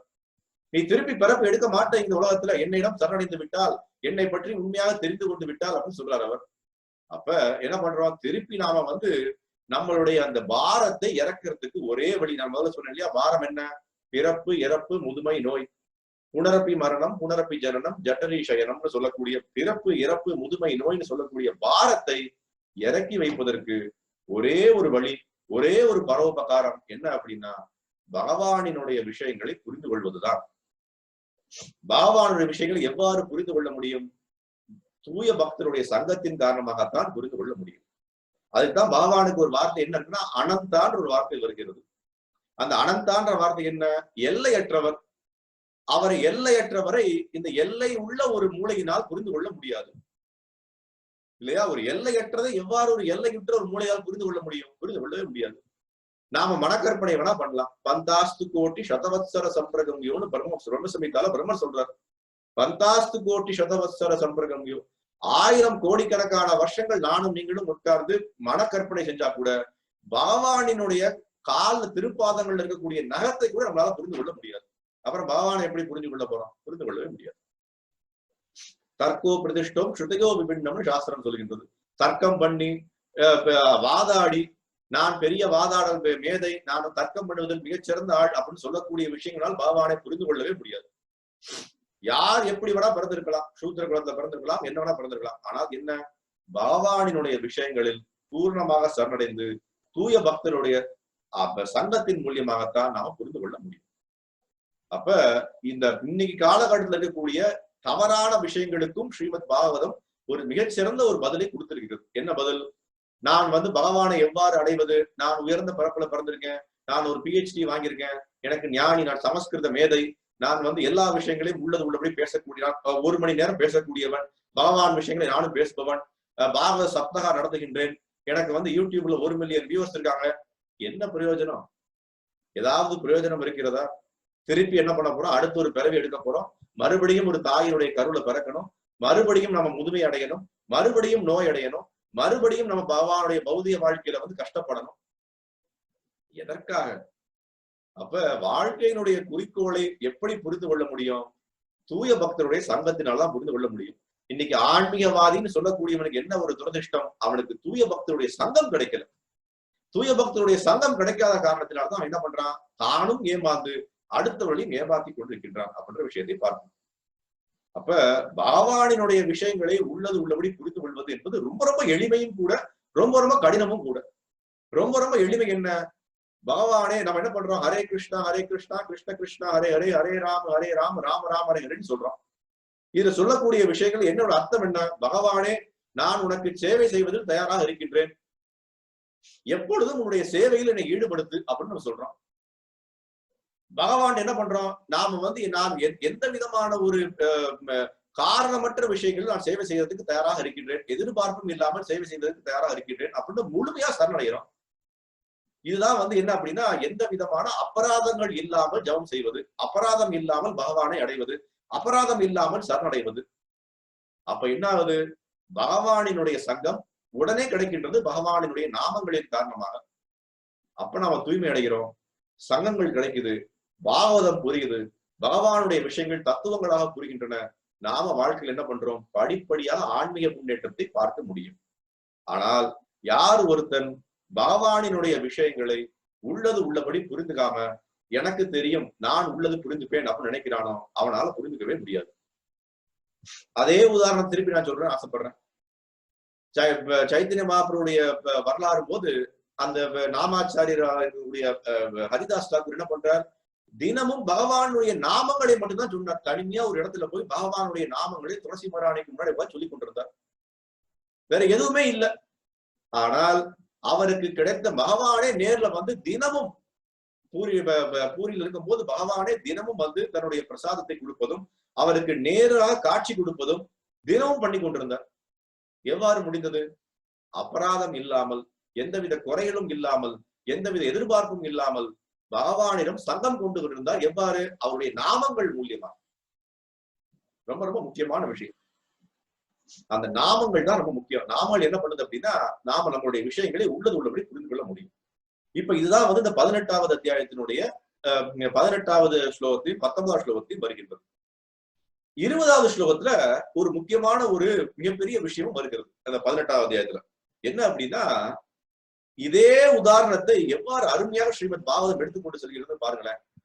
என்ன அது அப்படின்னா, 20வது ஸ்லோகத்துல என்ன வருது அப்படின்னா, மிகப்பெரிய தேவர்கள், மிகப்பெரிய தேவர்களாக இருக்கக்கூடிய சிவபெருமான், பிரம்மதேவர், எல்லா உயர்ந்த நிலையில் இருக்கக்கூடிய தேவர்களால கூட பகவானை பற்றி உண்மையா புரிந்துக்க முடியலையா. ஆனால் ஒரு யௌவன குடும்பத்தில், ஒரு முஸ்லிம் குடும்பத்தில், ஒரு இஸ்லாமிய குடும்பத்தில் பிறந்த ஹரிதாஸ் தாக்கூரால் எவ்வாறு முடிந்தது? இல்லையா? அனந்தான்னு சொன்னோம். பகவானுக்கு நாமம், பகவானுக்கு அனந்தான்னு ஒரு நாமம் இருக்கு. பகவானை பற்றிய விஷயங்களை உள்ளது உள்ளபடி புரிந்துக்கிறது ரொம்ப கஷ்டம்னு சொன்னோம். அதான் முதல்ல சொன்னேன், பகவானை புரிந்து கொள்வது மிகவும் கடினம், பகவானை புரிந்து கொள்வது மிகவும் எளிமை. பகவானை புரிந்து கொள்வது மிகவும் கடினம் யாருக்கு? மிகப்பெரிய தேவர்கள், மிகப்பெரிய ஆட்களுக்கு, மிகப்பெரிய மமதை உள்ளவர்களுக்கு. பகவானை புரிந்து கொள்வது மிக மிக எளிமை யாருக்கு? பகவானிடம் சரணடைந்த பக்தர்களுக்கு. அவர் எங்க வேணா பிறந்துட்டு போறார். முஸ்லிம் குடும்பத்தை பிறந்துட்டு போறார், இஸ்லாமிய குடும்பத்தை பிறந்துட்டு போறார். அடிக்கடி சொல்லுவோம், மேற்கத்திய நாடுகள்ல இன்னைக்கு ஹரே கிருஷ்ணா இயக்கம் ரொம்ப ரொம்ப விமர்சையா நடந்து கொண்டிருக்கு. எல்லாருமே வந்து நாத்திய குடும்பத்தை பிறந்தவங்களா இருந்தாங்க, அல்லது கிறிஸ்தவ குடும்பத்தை பிறந்தவங்களா இருந்தாங்க. இன்னைக்கு அவங்க எல்லாம் ஆச்சாரியர்களாக போற்றப்படுகின்றனர், குருவாக போற்றப்படுகின்றனர். எதனால? பகவானினுடைய நாமங்களை சரணடைந்தனர், பகவானினுடைய விஷயங்களுக்கு சரணடைந்தனர், பகவானினுடைய நாமங்கள்ல ரொம்ப ரொம்ப விமர்சையான நம்பிக்கை கொண்டிருந்தனர். ஆதோ ஸ்ரத்தா ததா சாது சங்கான சாஸ்திரம் சொல்லுகின்றது. முதல்ல நம்பிக்கை வேண்டும். அந்த நம்பிக்கை தீவிர பக்தி, தீவிர நம்பிக்கை அவங்களுக்கு இருந்தது. அதை நம்ம பார்க்கணும். அப்ப அந்த தீவிர பக்தியை எவ்வாறு வளர்த்துக் கொள்வது? அதை வளர்த்துக் கொள்வதற்கு தான் இந்த மாதிரி நிகழ்ச்சிகள் நடத்துறோம். அப்ப மிகப்பெரிய அந்த தேவர்களுக்கும் நமக்கும் உள்ள வித்தியாசம் என்ன? பகவான் வந்து எண்ணில் அடங்காதவர், அனந்தான்னு சொல்லக்கூடியவர். நாமும் அந்த தேவர்களும் என்னன்னா ஒரே ஆட்கள் தான். ஜீவம் அமைவாம்சோ ஜீவலோகே ஜீவபூத சனாதனக. நாமும் ஒரு ஜீவராசி, அந்த தேவர்களும் ஒரு ஜீவராசி. அவர்களுக்கு ஒரு பதவி கொடுக்கப்பட்டிருக்கு, நமக்கு அந்த பதவி இல்லை. எதற்காக பதவி கொடுக்கப்பட்டது? அவர்கள் பகவானினுடைய பக்தர்கள் சாஸ்திரம் சொல்கின்றது. நாம வந்து போன பிறவியிலையோ முந்தின பிறவியிலோ என்ன பண்ணோம்? பகவானுக்கு எதிராக போர்க்கொடி உயர்த்தணும். பகவானுக்கு சரணடைய தயாராக இல்லை, பகவானுக்கு சரணடைய விருப்பம் இல்லாமல் இருந்தோம். அதனாலதான் என்ன பண்றோம்? இன்னைக்கு நமக்கு பாக்கியமாக என்ன கிடைக்கிறதுனா, ஸ்ரீல பிரபுபாதருடைய சங்கம், பகவத்கீதையினுடைய சங்கம், ஸ்ரீமத் பாகவதத்தினுடைய சங்கம் கிடைக்கிறது. நாம அப்ப என்ன பண்ணணும்? அப்ப அதை இரு கரங்களுடன் இறுக்கி பற்றி கொள்ள வேண்டும். யார் ஒருத்தன் அதை இறுக்கி பற்றி கொள்ளலையோ அவன் என்ன பண்றான் அப்படின்னா, அவனுக்கு வந்து புத்தி கூர்மை இல்லைன்னு அர்த்தம். அவன் வாழ்க்கையை வீணடிக்க போகின்றான் அர்த்தம். அப்ப இதுதான் வந்து ரொம்ப முக்கியமான விஷயம். என்ன அப்படின்னா, பகவானினுடைய விரிவாக்கமாக இருக்கக்கூடிய முதல் விரிவாக்கமாக கருதப்படுகின்ற மிகப்பெரிய தேவர்களுக்கு கூட அந்த பாக்கியம் கிடைக்கவில்லை பகவானை பற்றி முழுமையாக புரிந்து கொள்வதற்கு. ஆனால் பகவானுடைய நம்பிக்கை கொண்ட ஒரு பக்தராகிய நம்மளுடைய ஹரிதாஸ் தாக்கூர் கிடைக்கின்றது அப்படின்றதை நம்ம பார்க்கணும். அப்ப பகவானினுடைய சங்கத்தை எவ்வாறு பெற்றுக் கொள்வது அப்படின்ற விஷயங்களையும் சொல்லப்படுகிறது. 4 சம்பிரதாயங்கள் நம்மளே சொல்லியிருக்கேன். பிரம்ம கௌடிய சம்பிரதாயம்னு பிரம்மதேவ் 4 பேர் பகவானினுடைய சேவை செய்யக்கூடிய 4 பேர் அவங்களுடைய வழிமுறையில் வரக்கூடியதான் சம்பிரதாயங்கள். சொல்லக்கூடிய சம்பிரதாயம் என்ன அப்படின்னு கேள்வி கேட்கிறோம். அங்கீகரிக்கப்பட்ட சம்பிரதாயத்தில் இருந்தா தான் பகவானை அடைய முடியும். அங்கீகரிக்கப்பட்ட சம்பிரதாயத்துல இல்ல அப்படின்னா பகவானை அடைவது கஷ்டம். அது என்னென்ன சம்பிரதாயங்கள்? 4 சம்பிரதாயங்கள். பகவானுக்கு எப்பொழுதும் நித்திய சகாக்களாக இருக்கக்கூடியவர் பிரம்மதேவர், லக்ஷ்மி தேவி, சிவபெருமான், 4 குமாரர்கள். இந்த 4 பேருடைய வம்சாவளியில வரக்கூடியதா சம்பிரதாயம். பிரம்ம சம்பிரதாயம், ருத்ர சம்பிரதாயம், ஸ்ரீ சம்பிரதாயம், குமார சம்பிரதாயம் அப்படின்னு சொல்லக்கூடிய 4 சம்பிரதாயங்கள். இதுல வரக்கூடிய ஆசான்கள், ஆச்சாரியர்கள், குருக்கள் என்ன பண்றாங்க? பகவத் விஷயங்களை தன்னுடைய குருவிடம் எவ்வாறு கேட்டார்களோ அதை அப்படியே நமக்கு சொல்லுகின்றனர். சாஸ்திரத்துல குருன்ற வார்த்தைக்கு இன்னொரு அர்த்தமும் இருக்கு. என்ன அப்படின்னா, ஒரு டிரான்ஸ்பரண்ட் மீடியம் அப்படின்னு சொல்லுவாங்க. டிரான்ஸ்பரண்ட் மீடியம்னா என்ன? இங்க இருந்து வரக்கூடிய ஒளிக்கதிரை அவ்வாறே அடுத்த சைடுக்கு கொடுக்கக்கூடியதான் அந்த ஒரு நிலை. அது யாரு பண்றா? ஒரு குரு பண்றார். தன்னுடைய குருவிடம் எவ்வாறு கேட்டாரோ, தன்னுடைய குருவிடம் எவ்வாறு கற்றுக்கொண்டாரோ அதை உள்ளது உள்ளபடி நமக்கு எடுத்து சொல்கின்றார் அப்படின்றத பார்க்கணும். அதுதான் ரொம்ப முக்கியமான விஷயம். அப்ப அவர்கள் என்ன பண்றாங்க அப்படின்னா, வெவ்வேறு விதமான விஷயங்களை தாங்களே வந்து உற்பத்தி சொல்லாம இது இவ்வாறு இருந்திருக்கலாம், இவ்வாறு இருக்கக்கூடும் அப்படின்ற விஷயங்களே இல்லை. அதே மாதிரிதான் இங்க மகாராஜ் பரிஷித்து பண்றார். என்ன பண்றார்? ஒரு ஆச்சாரியராக கருதப்படக்கூடிய சுகதேவ் கோஸ்வாமியை நாடி என்ன பண்றார்? என்னுடைய தேவையில்லாத மனக்கற்பனைகளை நீக்காமல் மனக்கற்பனைகளை நீக்கி பகவானினுடைய விஷயங்களை எவ்வாறு லயிக்க வேண்டும் அப்படின்ற விஷயத்தை நமக்கும் எடுத்து காட்டுகின்றார் அப்படின்னு பாக்குறோம். அதுதான் இன்னும் முக்கியமான விஷயம். நம்ம என்ன பண்றோம் அப்படின்னா, நம்மளுடைய பௌதிக வாழ்க்கை எவ்வாறு இருக்கிறது? தமசீமா ஜோதிர் கமய அப்படின்னு சாஸ்திரம் சொல்லுகின்றது. தமசீமா ஜோதிர் கமயனா என்ன? இருள் அடைந்த ஒரு வாழ்க்கையில வாழ்ந்து கொண்டிருக்கோம். அதுல என்ன பண்ணணும்? தமசீமா ஜோதிர் கமய ஒரு என்ன பண்ணணும் அப்படின்னா, ஒளிமயமான ஒரு பகவானுடைய சிந்தனையில் நம்மளுடைய மாற்றிக்கொள்ள வேண்டும். பௌதிக விஷயங்கள் இருக்கக்கூடிய ஆசைகளை திருப்பி பகவானினுடைய விஷயங்களில் நம்மளுடைய புலன்களை திருப்ப வேண்டும். புலன் கட்டுப்பாடுனா என்ன? ஒரு விஷயம் எனக்கு ஞாபகம் வருது. புலன் கட்டுப்பாடுனா என்ன? பெரிய பெரிய யோகா பயிற்சி வகுப்புகளுக்கு போவது, தியான பயிற்சி வகுப்புகளுக்கு போவதுதான் வந்து புலன் கட்டுப்பாடு வளர்க்க முடியுமா? இல்ல. புலன் கட்டுப்பாடு அப்படின்றது என்ன அப்படின்னா, பௌதிக விஷயங்களில் நம்மளுடைய புலன்களில் எவ்வாறு ஈடுபட்டிருக்கிறோமோ அதை திசை திருப்பி பகவானினுடைய சேவைக்கு ஈடுபடுத்துவதுதான் புலன் கட்டுப்பாடு. ரிஷிகேஷ சேவனம் பக்தர் உச்சதே அப்படின்னு சாஸ்திரம் சொல்லுகின்றது. பகவானுக்கு ஒரு பேர் ரிஷிகேஷா. ரிஷிகேஷன்னா என்ன? எல்லா புலன்களுக்கும் அவன்தான் வந்து எஜமானன். அப்ப அந்த ரிஷிகேன சேவனம் பக்தர் உச்சதே. அப்ப என்ன அர்த்தம்? அந்த புலன்களுக்குரிய எஜமானனுக்கு சேவை செய்வதற்கு தான் புலன்கள் இருக்கு. அப்ப நம்ம புலன்களுக்கு என்ன பண்ணணும்? எல்லா விதமான செயல்பாடுகளும் அந்த எஜமானனாகிய ரிஷிகேஷனுக்கு நாம் செயல்படுத்துவதுதான் பக்தி அப்படின்னு சாஸ்திரம் சொல்லுகின்றது. ரிஷிகேஷ சேவனம் பக்தர் உச்சதே அப்படின்னு சொல்லப்படுகிறது. அப்ப இதுதான் வந்து புலன் திருப்தி. இதுதான் உண்மையான விஷயம். இதைத்தான் வந்து இங்க மகாராஜ் பரீட்சித்தும் பண்றார். என்ன பண்றாரு அப்படின்னா, தன்னுடைய வாழ்க்கையில எல்லாத்தையும் துறந்து வந்துட்டார். ராஜாங்கத்தை துறந்தாச்சு, அரண்மனையை துறந்தாச்சு, தோழிகளை துறந்தாச்சு, பணிப்பெண்களை துறந்தாச்சு, சேவர்களை துறந்தாச்சு, தங்கத்தை துறந்தாச்சு, ஆடம்பரத்தை துறந்தாச்சு, எல்லாத்தையும் துறந்தாச்சு. எதற்காக? அப்ப உண்மையான துறவரம் இதுதானா? இல்ல. உண்மையான துறவரம் என்ன அப்படின்னா, எல்லாத்தையும் துறந்தாச்சு சார், நான் பெரிய ஒரு ஆன்மீக ஆசிரமத்தை ஆரம்பிச்சிருக்கேன், நான் தான் மிகப்பெரிய அங்க ஒரு மகன், நான் தான் ஒரு மிகப்பெரிய குரு, எல்லாரும் என்னுடைய காலில் வந்து விழுங்க அப்படின்னு சொல்றது துறவு வழிமுறையே கிடையாது. அது என்ன அப்படின்னா அகங்காரத்தை வளர்க்கக்கூடிய முறை. உண்மையான துறவு என்ன அப்படின்னா, நாம எப்பொழுதும் போன வாரம் சொன்ன மாதிரிதான், நாராயண பராசரவே குதஷ்ட நபிபதி, நாராயணனுக்கு சரணடைந்தவன் தான். நான் நாராயணனுக்கு சரணடைஞ்சிட்டேன், எனக்கு வாழ்க்கையில எதுவுமே இல்லை, நான் நாராயணுக்காக என் வாழ்க்கையை வாழ்கின்றேன், கிருஷ்ணருக்காக என் வாழ்க்கையை வாழ்க்கணும்னு ஆசைப்படுறேன். அதுதான் உண்மையான துறவரம். துறவு உடை அணிவது துறவரம் அல்ல, மிகப்பெரிய ஆசிரமம் துறப்பது துறவரம் அல்ல, நான் மிகப்பெரிய ஒரு ஆள்னு காட்டிக் கொள்வது துறவரம் அல்ல.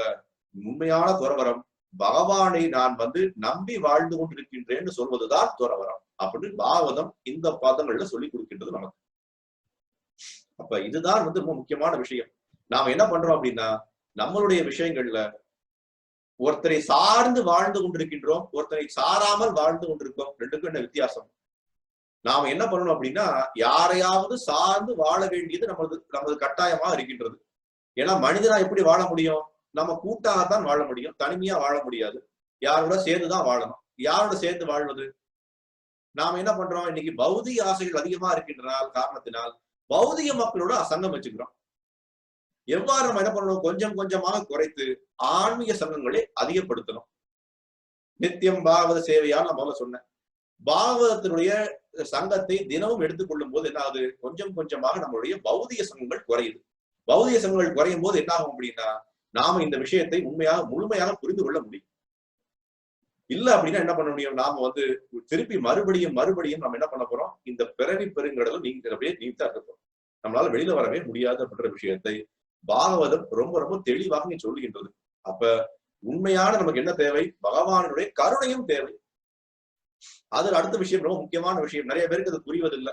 நான் துறவரம் எடுத்துட்டேன், நான் பகவானுக்கு சரணடைஞ்சிட்டேன், பகவான் நமக்கு வந்து கருணை இல்லாமல் அவர் நம்மளை ஏற்றுக்கொள்ளல அப்படின்னா அப்புறம் என்ன விஷயம் இருக்கு? ஏற்றுக்கொள்வார், கண்டிப்பா ஏற்றுக்கொள்வார், நம்மளுடைய மனோபாவத்தை பார்த்து ஏற்றுக்கொள்வார். ஆனால் வெளிப்புற வேஷம் போட்டவர்களுக்கும், ஏன்னா அவர் பரமாத்மா உள்ள இருக்கின்றார். கிருத்தேஷு அர்ஜுன திஷ்டதி பிராமியம் சர்வபூதானாம் அப்படின்னு பகவத்கீதை சொல்றார். எல்லாருடைய இதயத்தில் இருக்கார் அவர். உங்களுக்கு என்னுடைய மனசு என்ன இருக்குன்னு உங்களுக்கு எல்லாம் தெரியாம இருக்கலாம், உங்களுடைய மனதுக்குள் என்ன இருக்கு எனக்கு தெரியாம இருக்கலாம். ஆனால் கண்டிப்பாக அந்த பரமாத்மாவிற்கு கண்டிப்பாக தெரியும். அதனால அவரிடம் சரணடைவது, அவருடைய நம் வாழ்க்கையினுடைய குறிக்கோளாக மாற்றுவது, அவருக்காக சேவை செய்வது, இதுவாறு வாழ்வதுதான் முயற்சி. இதுதான் துறவரம், இதுதான் துறவர வாழ்க்கை, இதுதான் உண்மையான நம்முடைய பொருட்கள் கட்டுப்பாடு, எல்லாமே அதுதான் அப்படின்ற விஷயத்தை நாம் புரிஞ்சுக்கணும். இதுக்கப்புறம் என்ன பண்றோம் அப்படின்னா, இது அடுத்த இந்த 18வது அத்தியாயத்தினுடைய 23வது ஸ்லோகத்துக்கு வரும். அதுல என்ன பண்றோம் அப்படின்னா, இதுலயும் பாருங்க எவ்வளவு ஒரு பணிவுடன் அடுத்த விஷயத்தை அவர் சொல்றாரு பாருங்க. 23வது ஸ்லோகத்திலையும் பணிவுடன் சூத கோஸ்வாமி இங்க சொல்றாரு. என்ன சொல்றாரு அப்படின்னா, எவ்வாறு எனக்கு வந்து இந்த ஒரு கருணை எவ்வாறு கிடைத்தது, இது நான் உங்களுக்கு எவ்வாறு பகிரப் போகின்றேன் அப்படின்ற விஷயத்தையும் சொல்றாரு. 1வது காண்டம் 18வது அத்தியாயம் 23வது ஸ்லோகம். சூரியனை போல் தூய சக்தியை பெற்றுள்ள ரிஷிகளே. அப்ப என்ன அர்த்தம்? அந்த சூத கோஸ்வாமி நைமிஷாரதர் என்ன சொல்றாரு அப்படின்னா, எனக்கு முன்னாடி இருக்கக்கூடிய அனைத்து ரிஷிகளும் என்னை விட மிக உயர்ந்த நிலையில் இருக்கக்கூடியவர்கள் நீங்க எல்லாம். பிறப்பாலையும் சரி, அறிவாலையும் சரி, எல்லாரும் சூரியனை போல் தூய சக்தியை பெற்றுள்ள ரிஷிகளே. என் புத்திக்கு எட்டிய வகையில் விஷ்ணுவின் திவ்யமான லீலைகளை உங்களுக்கு விவரிக்க நான் முயற்சிக்கின்றேன். உதாரணத்துக்கு, நம்ம இந்த நிகழ்ச்சியை ஆரம்பிக்கிறதுக்கு முன்னாடி ஓம் நமோ பகவதே வாசுதேவாய அப்படின்னு சொல்லி ஆரம்பிக்கிறோம். என்ன காரணம்? இந்த நிகழ்ச்சியை நாம நடத்துறோமா? இல்ல, பகவான் நடத்துறார். பகவானினுடைய கருணை இல்லாமல் எந்த ஒரு சுண்டுகள் கூட அசையாது. சாஸ்திரம் என்ன சொல்லுகிறது அப்படின்னா, உபனிஷத்துல சின்ன புல்லு கூட நகரணும் அப்படின்னா பகவானினுடைய கட்டளை இல்லாமல் நகர முடியாது. மிகப்பெரிய நிகழ்ச்சி நடந்து கொண்டிருக்கு, பாகவத நிகழ்ச்சி நடக்குது, பகவானுடைய கருணை இல்லாமல் நடத்த முடியாது, பேச முடியாது. அப்ப இங்க என்ன சொல்றாரு? ரொம்ப அருமையாக, என புத்திக்கு எட்டிய வகையில் விஷ்ணுவினுடைய திவ்யமான லீலைகளை உங்களுக்கு நான் விவரிக்க முயற்சிக்கின்றேன்னு சொல்றார் அவர். பறவைகள் அவற்றின் சக்திக்கு ஏற்ப ஆகாயத்தில் பறப்பதை போலவே கட்டறிந்த பக்தர்களும் தங்களது தன்னுணர்வுக்கு ஏற்ப பகவானை பற்றி விவரிக்கின்றனர். ரொம்ப ரொம்ப முக்கியமான விஷயம் இது. என்ன அப்படின்னா, நாம என்ன பண்ணக்கூடாது, எனக்கு எல்லாம் தெரியும், நான் பாகவத்தை படித்திருக்கின்றேன் அப்படின்னு யார் ஒருத்தர் சொல்றானோ அவன் தூய பக்தனே கிடையாது. அவனுக்கு அதான் சொல்ற, முதல்ல பக்தனுக்கு அடையாளம் எது? அகங்காரம் இல்லாதவன் தான் பக்தன். யார் ஒருத்தர் அதான் திருப்பி வருகின்ற ஆச்சாரியன்றவர் யார்? இந்த நிகழ்ச்சி இந்த இன்னைக்கு வாரத்தில் பேசக்கூடிய முக்கியமான விஷயம் 2 தான். யார் ஒருத்தர் குரு, யார் ஆச்சாரியர்? யார் ஒருவர் நான் தான் ஆச்சாரியர், நான் தான் குருன்னு சொல்றாரோ அவர் உடனே ஆச்சாரியர் இல்ல, குரு இல்ல. யார் ஒருத்தர் நான் பகவானினுடைய சேவகன், தாசானு தாசன், நான் தாசனுக்கு தாசனுக்கு தாசனுக்கு தாசன் சொல்றாரோ அவன் தான் குரு, அவர் தான் ஆச்சாரியர். இங்க எவ்வளவு அருமையா சொல்றாரு பாருங்க சூத கோஸ்வாமி. எவ்வளவு சொல்றாரு அப்படின்னா, பறவைகள் தங்களுடைய சக்திக்கு ஏற்ப எவ்வாறு பறக்கின்றனவோ அதே போல் எனக்கு பகவான் விஷ்ணு கிருஷ்ணருடைய சக்தியின் காரணமாக எவ்வாறு பேச முடியுமோ, எவ்வாறு விவரிக்க முடியுமோ, எவ்வாறு ஞாபகம் வருகின்றதோ அதை நான் உங்களுக்கு சொல்லுகின்றேன்னு சொல்றாரு அவர். பகவத்கீதை கிருஷ்ணர் தானே சொல்றார். என்ன சொல்றாரு அப்படின்னா, ஞானம் அப்போகணம் ச, உனக்கு ஞாபக சக்தியை கொடுப்பதும் ஞானே, உனக்கு மறதியை கொடுப்பதும் நானே. அப்ப பகவானை பற்றி நினைக்கணும் அப்படின்னா பகவானுடைய கருணையும் தேவை. பகவானை பற்றி நினைக்க கூடாது அப்படின்னா ரொம்ப எளிமை, அதையும் பகவான் செஞ்சு கொடுக்குறார் நமக்கு. அப்ப பகவானை பற்றி உண்மையாக புரிந்து கொள்ளணும் அப்படின்னா அதான் ரொம்ப முக்கியம். அடுத்த விஷயம் அதே திருப்பி வருது. என்ன அப்படின்னா, அனந்தான்ற வார்த்தை இங்கேயும் வருது. பகவானை பற்றி விவரிக்கணும், ரொம்ப ரொம்ப கஷ்டம். நீங்களும் நானும் தான் சொன்னேன், பல கோடி வருஷங்கள் உட்கார்ந்தாலும் பகவானை பற்றி முழுமையா விவரிக்க முடியாது. நமக்கு இருக்கக்கூடிய சக்தி பகவானுடைய கருணையின் காரணமாக என்ன பண்றோம், இந்த பாகவத வகுப்புகளை நடத்துறோம். நீங்களும் கேட்கின்றீர்கள். நிறைய பேர் பகவத்கீதை மேல் ஆர்வம் கொண்டீர்கள், பாகவத்தின் மேல் ஆர்வம் கொண்டீர்கள், பகவானுடைய பக்தர்களாக மாறும் ஆசைப்படுகிறீர்கள். இதுதான் இந்த நிகழ்ச்சியினுடைய முக்கிய குறிக்கோள். அப்ப பகவான் 3 விதமா இருக்கார். என்னமா இருக்கார் அப்படின்னா, எல்லா இடத்தையும் வியாபிச்சிருக்கார், பரமாத்மாவும் இருக்கின்றார், தன்னுடைய சொந்தமான கோலக விருந்தாவனத்தில் இருக்கிறார். நாம பகவானுக்கு என்ன பண்றோம் அப்படின்னா, எந்த வழிமுறையில பார்த்தாலும் சரி பகவானுக்கு சரணடைந்தோம் அப்படின்னா நாம் என்ன பண்ண முடியும் அப்படின்னா, பகவானுடைய விஷயங்களை நம்முடைய சக்திக்கு ஏற்ப புரிந்து கொள்ள முடியும். அதுதான் அவர் என்ன பண்றாரு அப்படின்னா, பகவானுடைய விஷயத்தை நாம் எவ்வாறு உணர்ந்திருக்கின்றோமோ எவ்வாறு உணர முடியும். அதே ஸ்லோகம் தான் பகவத்கீதை ஸ்லோகம். என்ன, யார் ஒருத்தர் அந்த ஞானத்தை பார்த்திருக்கிறாரோ, யார் ஒருத்தர் ஞான தர்ஷினி அப்படின்னு சொல்லக்கூடிய விஷயத்தை புரிந்திருக்கிறாரோ, தத்துவ தர்ஷினின்னு சொல்லக்கூடியவர், அவர் என்ன பண்ணுவார், தனக்கு எவ்வாறு புரிந்திருக்கிறதோ அதை உள்ளது நமக்கு சொல்லுவார், சொல்லிக் கொடுப்பார் இல்லையா. அதுதான் உண்மையான விஷயம். அப்ப ஒரு உயர்ந்த பக்தருடைய முக்கியமான விஷயம் என்ன அப்படின்னா, அவர் பகவானினுடைய விஷயங்களை உள்ளது உள்ளபடி தான் புரிந்து கொள்வது, தான் தன் குருவிடம் எவ்வாறு கேட்டாரோ, தான் தன் விஷயங்களை எவ்வாறு புரிந்து கொண்டாரோ அதற்கு ஏற்ப சொல்லிக் கொடுப்பார். அவர் பாரபட்சம் பார்ப்பதில்லை. சாஸ்திரத்தை என்ன சொல்றது அப்படின்னா, எவ்வாறு மழை நல்ல நிலம், தரிசு நிலம், அந்த நிலம்னு பார்ப்பதே கிடையாது. எல்லாருக்கும் மழை பெய்யும். மழை எல்லா இடங்களிலும் தண்ணீரை பொழிகின்றது. அதே மாதிரி தான் ஒரு உண்மையான குரு, உண்மையான பகவானுடைய பக்தர் என்ன பண்ணுவார் அப்படின்னா, யார் உயர்ந்தவர், யார் தாழ்ந்தவர், இவர் கேட்பாரா, இவர் கேட்க மாட்டாரா, இவருக்கு அந்த தகுதி இருக்கிறதா, தகுதி இல்லையா, இவர் நல்லவரா கெட்டவரா, யாரும் பார்க்க மாட்டார். எல்லாருக்கும் கொடுங்க, எல்லாரும் கிருஷ்ணரை அடையட்டும், எல்லாரும் பகவான் விஷயத்தை தெரிஞ்சுக்கிட்டோம், இந்த உலகமே என்ன வாசுதேவ குடும்பமா மாறட்டும் அப்படின்னு நினைக்கிறவன் தான் பக்தர். அவனுக்கு கொடுத்தா அவன் முன்னேறிடுவானே, அவன் பக்தனாக மாறிடுவானே, அவன் ஆன்மீகத்துல முன்னேறிடுவானே, அவன் பகவானுடைய கருணையை பெற்றுவானே அப்படின்னு நினைக்கிறவன் பக்தன் இல்லை. அவன் என்ன கர்மி அப்படின்னு சொல்லக்கூடியவன். அப்ப நம்ம என்ன பண்ண போறோம், இந்த வாரம் இன்னைக்கு நம்ம பார்த்த விஷயங்கள் இதுதான். நம்மளுடைய உண்மையான தகுதி என்ன அப்படின்னா, பிறப்பு தகுதி இல்ல. நம்மளுடைய உண்மையான தகுதி பகவானுக்கு சரணடைவதுதான் நம்ம உண்மையான தகுதி.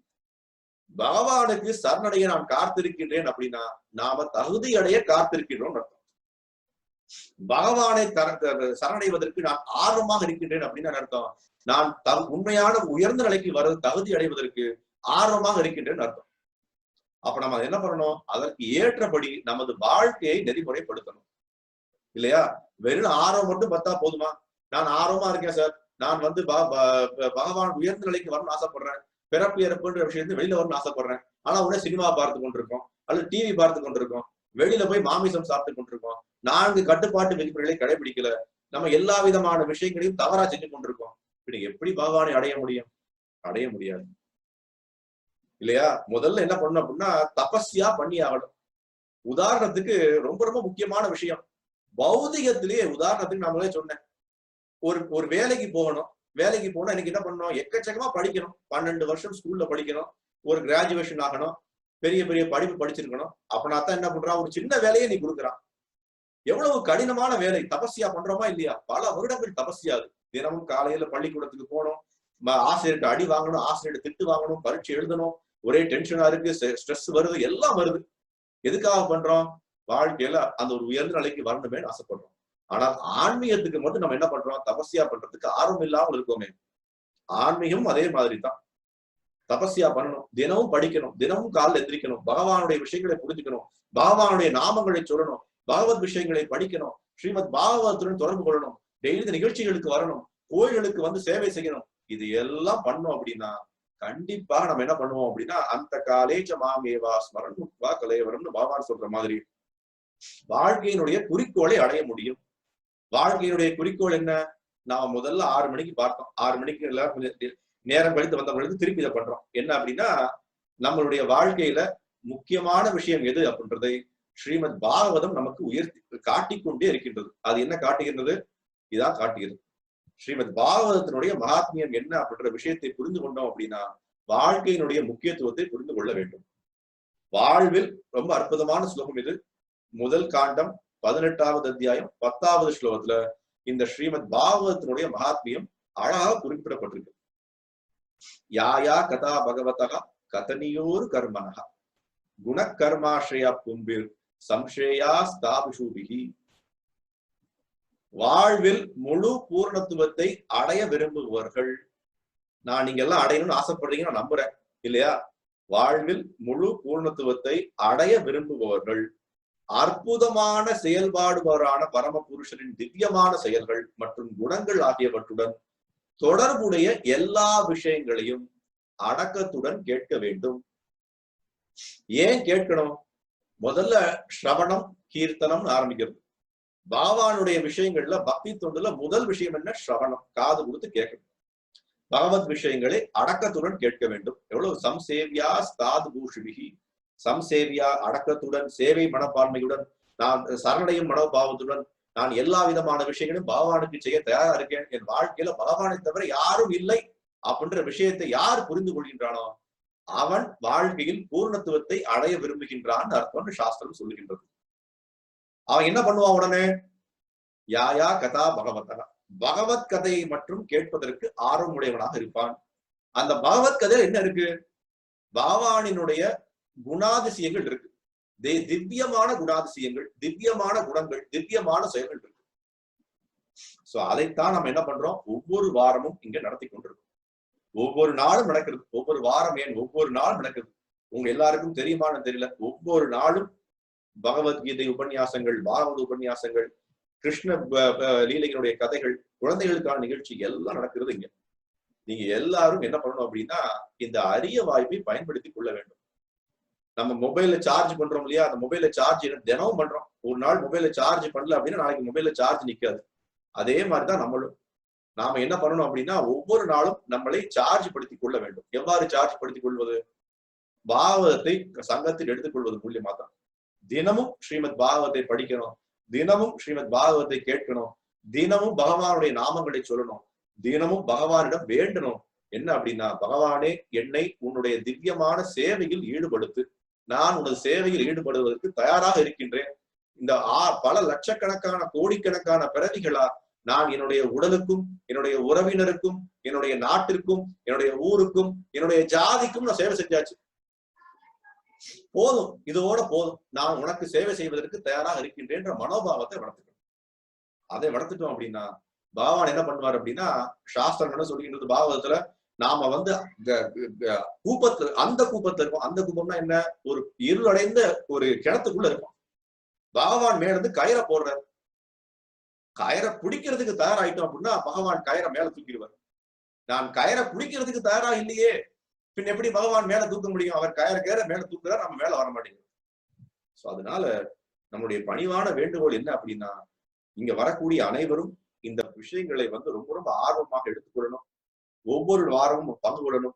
நீங்களும் படிக்கணும். இந்த விஷயங்களை வெறும் நம்ம வந்து ஒரு மணி நேரம் நிகழ்ச்சி மட்டும் நடத்தி கொண்டு செல்லாமல் நீங்களும் பகவானுடைய விஷயங்களை புரிந்துக்கணும், படிக்கணும், பகவானுடைய நாமங்களை சொல்லணும், சேவையில் ஈடுபடணும் அப்படின்றது எங்களுடைய பணிவான வேண்டுகோள். அடுத்த வாரம் என்ன பண்ண போறோம் அப்படின்னா, அடுத்த வாரம் இந்த கதை ஆரம்பிக்க போகுது. இந்த 24வது ஸ்லோகத்துல தான் ஆரம்பிக்கிறது. 18வது அத்தியாயம் 1வது காண்டம் 24வது ஸ்லோகத்துல எவ்வாறு அந்த நிகழ்ச்சி நடந்தது, பரீட்சித் மகாராஜுக்கு எவ்வாறு அந்த சாபம் நடக்கக்கூடிய நிகழ்ச்சி எவ்வாறு நடந்தது அப்படின்றது அடுத்த வாரம் வருகிறது. அவர் என்ன தவறு செய்தார், அவர் செய்த ஒரு சின்ன தவறின் காரணமாக அவருக்கு மிகப்பெரிய சாபம் கிடைக்கிறது. என்ன சாபம்? 7 நாள்ல உயிர் நீங்க போகிறது அப்படின்ற சாபம் கிடைக்குது. அதையும் அவர் போர்க்கொடி உயரத்துல அதற்கு எதிராக போரிடல, அந்த சாபம் விட்ட பையனை போய் தாக்கல. என்ன பண்ணார்? முழு மனதுடன் ஏற்றுக்கொண்டார். பகவானே, இதுவும் உங்களுடைய கருணை, 7 நாட்களே எனக்கு போதும், பகவானுடைய விஷயங்களை காது கொடுத்து கேட்பதற்கு, பகவானுடைய விஷயங்களில் ஈடுபடுவதற்கு அப்படின்னு என்ன பண்ணார்? முழுமையா சரணடைஞ்சார் அவர். அதை அடுத்த வாரம் பார்க்க போறோம். சோ தொடர்ந்து அடுத்த வாரமும் நீங்க எல்லாரும் இந்த பரீட்சித் மகாராஜின் சாபமும் சுகதேவரின் வருகையும் நிகழ்ச்சியில மறுபடியும் அடுத்த வாரம் உங்களை எல்லாரும் சந்திப்பதில் ஆர்வமாக இருப்போம். ஹரே கிருஷ்ணா. இப்ப நம்ம ஒவ்வொரு வாரம் நடத்துற மாதிரி யாருக்காவது கேள்விகள் இருந்தால் நீங்க கேள்விகளை பங்கு கொள்ளலாம். யாருக்காவது கேள்விகள் இருந்தால் நீங்க என்ன பண்ணலாம் அப்படின்னா உங்களுடைய கையை உயர்த்தலாம். யாரு கேள்விகள் இருக்கோ அவங்களுக்கு நம்ம வாய்ப்பு கொடுக்கலாம், அவங்க கேள்விகளை கேட்கலாம். ஒவ்வொரு வாரம் நம்ம பண்ற மாதிரி யாருக்காவது கேள்விகள் கேட்கறதுக்கு கொஞ்சம் தயக்கமா இருக்கு அப்படின்னா நீங்க உங்க சாட் விண்டோலயும் உங்களுடைய கேள்வியை அனுப்பலாம். நம்ம எல்லாருக்கும் வாய்ப்பு கொடுப்போம். ஹரே கிருஷ்ணா. ஸ்ரீமன் நாராயண் அப்படின்றவர் கையை உயர்த்திருக்கார், அவர் கேள்வி கேட்கலாம்.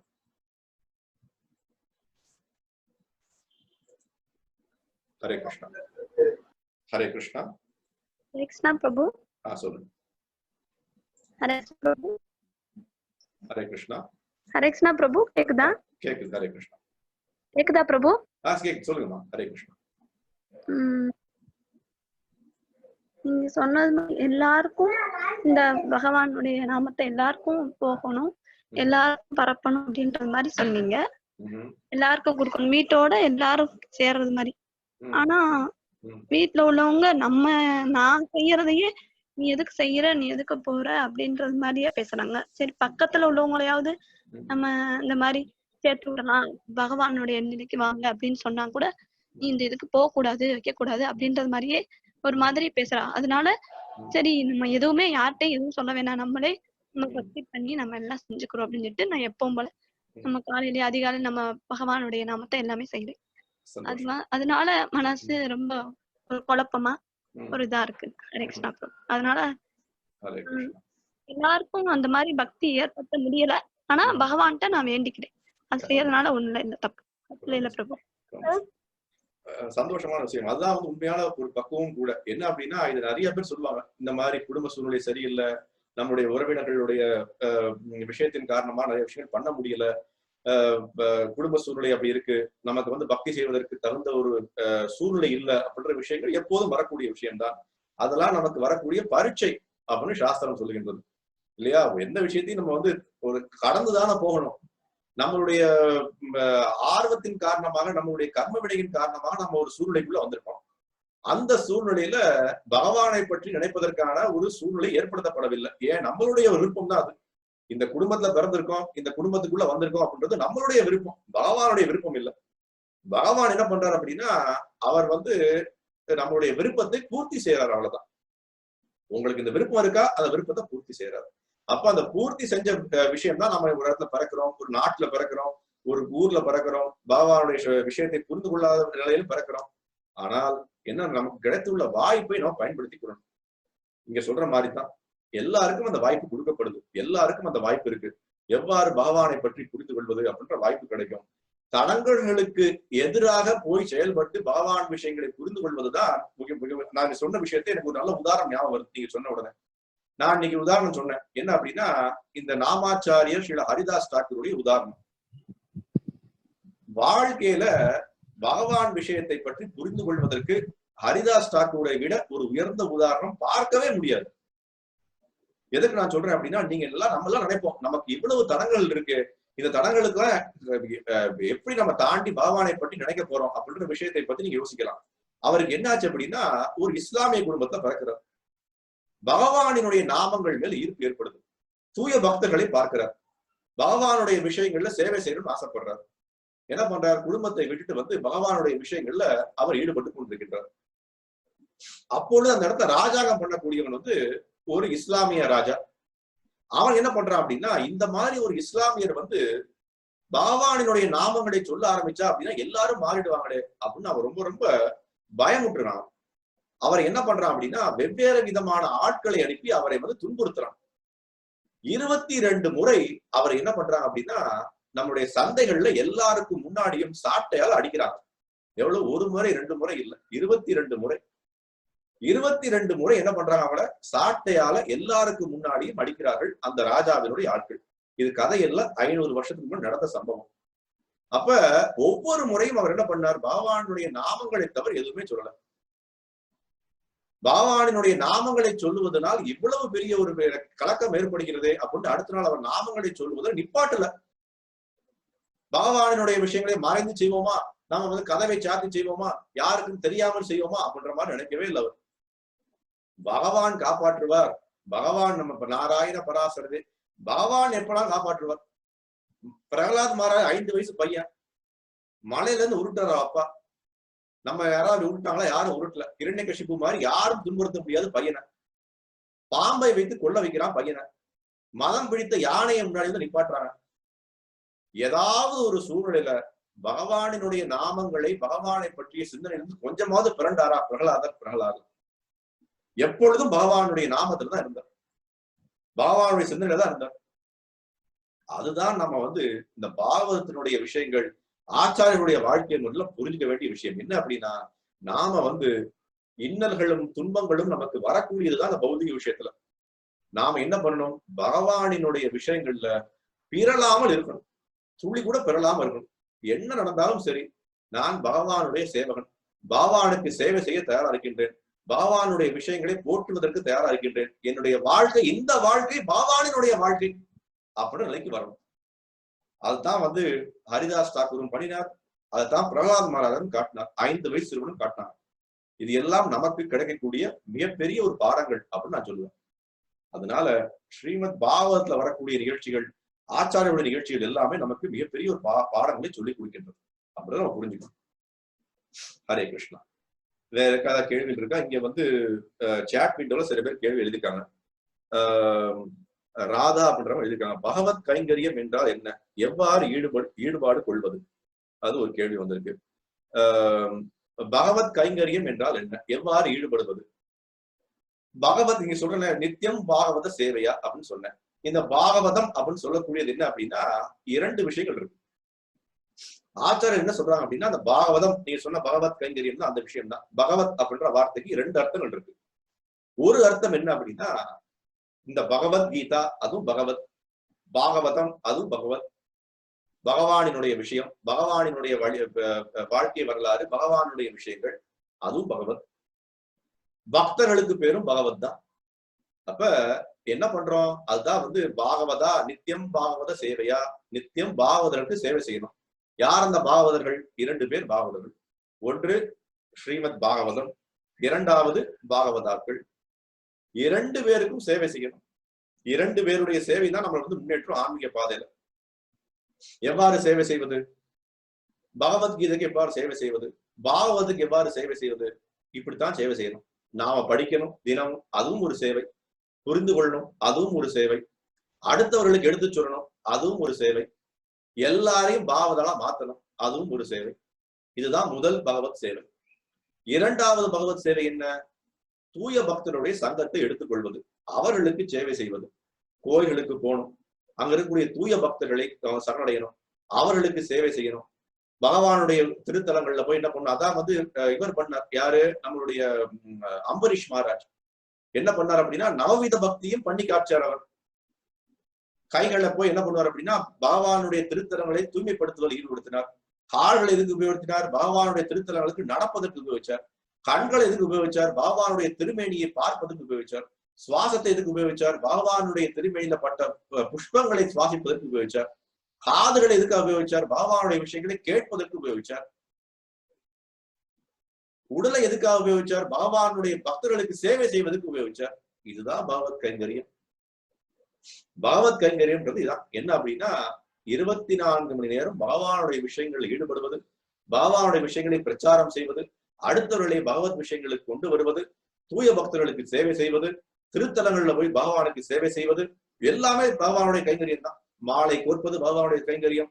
நம்மளுடைய கோயில்ல வந்து பாத்திரங்களை கழுவுறாங்க, அதுவும் பகவத் கைங்கரியம். தூய்மைப்படுத்துறாங்க, பகவத் கைங்கரியம். இந்த பாகவத வகுப்பு நடத்துவது பகவத் கைங்கரியம். எல்லாம் பகவத் கைங்கரியம் தான். பகவத் கைங்கரியம் எந்த வித்தியாசமும் இல்லை. ஆச்சாரர் என்ன சொல்றாங்க அப்படின்னா, இந்த மிகப்பெரிய ஒரு நிகழ்ச்சி நடந்து கொண்டிருக்கு. அப்ப இந்த பாகவத வகுப்பு நடத்துறவர் ஒரு அதிகமான கைங்கரியம் பண்றாரா? கோயில்ல பாத்திரம் விளக்குறவர் கம்மியான கைங்கரியம் பண்றாரா? இல்ல. அவரும் பிரச்சாரம் செய்யறார். எப்படி பிரச்சாரம் செய்யறார்? அந்த பாத்திரங்களை தூய்மைப்படுத்துவதால் என்ன இருக்குது அப்படின்னா, அடுத்த நாள் பகவானுக்கு அந்த விஷயங்களை தயார் பண்ணுவதற்கு உபயோகமா இருக்கிறது. அதற்கு அவர் முன்னோடியா இருக்கிறார். அவர் பகவத் கைங்கரியம்ன்றது என்ன அப்படின்னா, பகவானை சார்ந்த விஷயங்கள் எதுவாக இருந்தாலும் சரி, அதில் நாம் நமது சேவையை ஈடுபடுத்துவதுதான் பகவத் கைங்கரியம். அது பிரச்சாரமா இருக்கலாம், தூய்மைப்படுத்துவதா இருக்கலாம், பகவானுடைய ஜபம் சொல்வதா கூட இருக்கலாம், எதுவானா இருக்கலாம். அது எல்லாமே பகவத் கைங்கரியங்கள் தான். பகவானுடைய நாமங்கள்ல நாம் தொடர்பு கொள்வதே பகவத் கைங்கரியம் தான். அப்படிதான் புரிஞ்சுக்கணும். ஹரே கிருஷ்ணா. இன்னொரு கேள்வி என்ன வந்திருக்கு அப்படின்னா, though I have interest in spiritual line, I have disturbances, how can I overcome? இது நான் முன்னாடியே பதில் சொல்லிட்டேன். யாருக்கும் வந்து தொந்தரவுகள் பிரகலாத் மகாராஜர் மாதிரி வரல, ஹரிதாஸ் தாக்கூர் மாதிரி வரல. நாமெல்லாம் ரொம்ப ரொம்ப பாக்கியசாலிகள். அவ்வளவு துன்பங்களும் நமக்கு வரல. அதை நினைத்து நாம வந்து ரொம்ப ரொம்ப பாக்கியசாலிகள் நினைச்சுக்கணும். நம்மெல்லாம் நாம சோமாலியா நாட்டுல பிறக்கல, அல்லது வந்து பாகிஸ்தான்ல பிறக்கல, அல்லது ஆப்கானிஸ்தான்ல பிறக்கல. புண்ணிய பூமியான பாரத பூமியில பிறந்திருக்கோம். புண்ணிய பூமியான தமிழ்நாட்டுல பிறந்திருக்கோம். சைத்தன்ய மகாபுரு நடந்த இடங்கள்ல நம்மளும் நடக்கிறதுக்கான வாய்ப்பு கிடைச்சிருக்கு. ஸ்ரீல பிரபுபாதருடைய புத்தகங்கள் நமக்கு கிடைச்சிருக்கு. பகவானுடைய நாமங்கள் நமக்கு கிடைச்சிருக்கு. பகவத்கீதை நமக்கு கிடைச்சிருக்கு. இதை விட பாக்கியசாலி யாரா இருக்க முடியும்? இதையும் நாம் உபயோகிக்கல அப்படின்னா நம்மளை விட துரதிருஷ்டசாலி யாரும் கிடையாது. அதனால நாம பாகவதத்தை பார்க்கக்கூடிய கடுமையான ஒரு நிலைமைகளால் நமக்கு ஒன்றும் வரல. நாம் அதற்கு பகவானுக்கு நன்றி செய்வோமா? பகவானே, குந்தி மகாராணி கேட்கிறாங்க, எனக்கு தினமும் கஷ்டங்களை கொடுங்க. குந்தி மகாராணியுடைய போதனைகள் வந்து ஒரு வகுப்பு நடந்து கொண்டிருக்கு. நீங்க எல்லாரும் அதுலயும் பங்கு கொள்ளணும். குந்தி மகாராணியோட போதனைகள் ஒவ்வொரு செவ்வாய்க்கிழமையும் இரவு 7 மணி முதல் 8 மணி வரைக்கும் குந்தி மகாராணியோட போதனைகள் பாகவத நிகழ்ச்சி நடக்குது. அதுல குந்தி மகாராணி என்ன சொல்றாங்க அப்படின்னா, எனக்கு தினமும் கஷ்டங்களை கொடுங்கன்னு பகவான் கேட்கிறாங்க.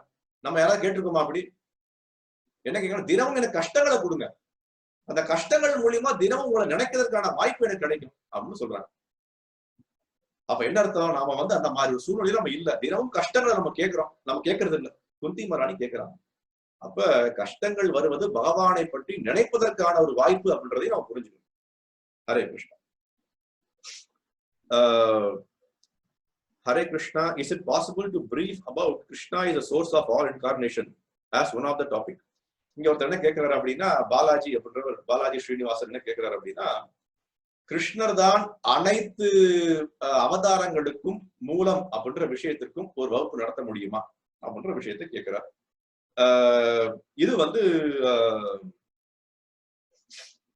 இருக்கு, பாகவதத்துல வருகிறது. பாகவதத்துல வந்து முதல் காண்டம், 2வது அத்தியாயம், 3வது அத்தியாயத்துல இதெல்லாம் வருது. கிருஷ்ணஸ்து பகவான் ஸ்வயம் அப்படின்ற விஷயத்துல வருது. 2வது அத்தியாயத்துல எல்லா விதமான அவதாரங்களை பற்றி சொல்றாங்க. அந்த அவதாரம் என்ன, 10 தசாவதாரம் மற்ற அவதாரம் இல்லை, எண்ணிலடங்காத அவதாரங்கள், கிருஷ்ணருடைய அவதாரங்கள் ஏற்படுது. அது வந்து எப்படி சொல்லப்பட்டிருக்கு அப்படின்னா, எப்படி ஒரு நதிக்கரையில ஒரு அலை வீசுகின்றதோ அதே மாதிரி வந்து எக்கச்சக்கமான பகவானுடைய அவதாரங்கள் நித்தியமாக நடந்து கொண்டிருக்கின்றது. அப்ப அது எல்லாத்துக்கும் யாரு மூலம் அப்படின்ற விஷயத்தையும் ஸ்ரீமத் பாகவதம் சொல்லுகின்றது. அதுக்கும் ஒரு வகுப்பு நடந்து கொண்டிருக்கு. உங்களுக்கு வேணும் அப்படின்னா ஒரு ஆங்கில வகுப்பு ஒவ்வொரு சனிக்கிழமையும் ஒவ்வொரு ஞாயிற்றுக்கிழமையும் காலையில 8 மணில 9 மணி வரைக்கும் பிரம்ம சம்ஹிதா அப்படின்ற நிகழ்ச்சி நடந்து கொண்டிருக்கு. அதுல நீங்க பங்கு கொள்ளலாம். அதுல வந்து பிரம்மர்னா யாரு, விஷ்ணுனா யாரு, பிரம்மதேவருடைய எங்கிருந்து வர பிரம்மதேவர், விஷ்ணுன்றவர் யார், கிருஷ்ணன்றவர் யார், அதுவும் விவரிக்கப்பட்டிருக்கு. நீங்க அந்த வகுப்புல கூட பங்கு கொள்ளலாம். இல்ல அப்படின்னா ஸ்ரீமத் பாகவதம் முதல் காண்டம், 2வது அத்தியாயம், 3வது அத்தியாயத்தையும் நீங்க படிக்கலாம், புரிந்து கொள்ளலாம். அதுல எல்லாம் வருது, இந்த மாதிரி விஷயங்கள் எல்லாம் வருகின்றது, நீங்க பார்க்கலாம்.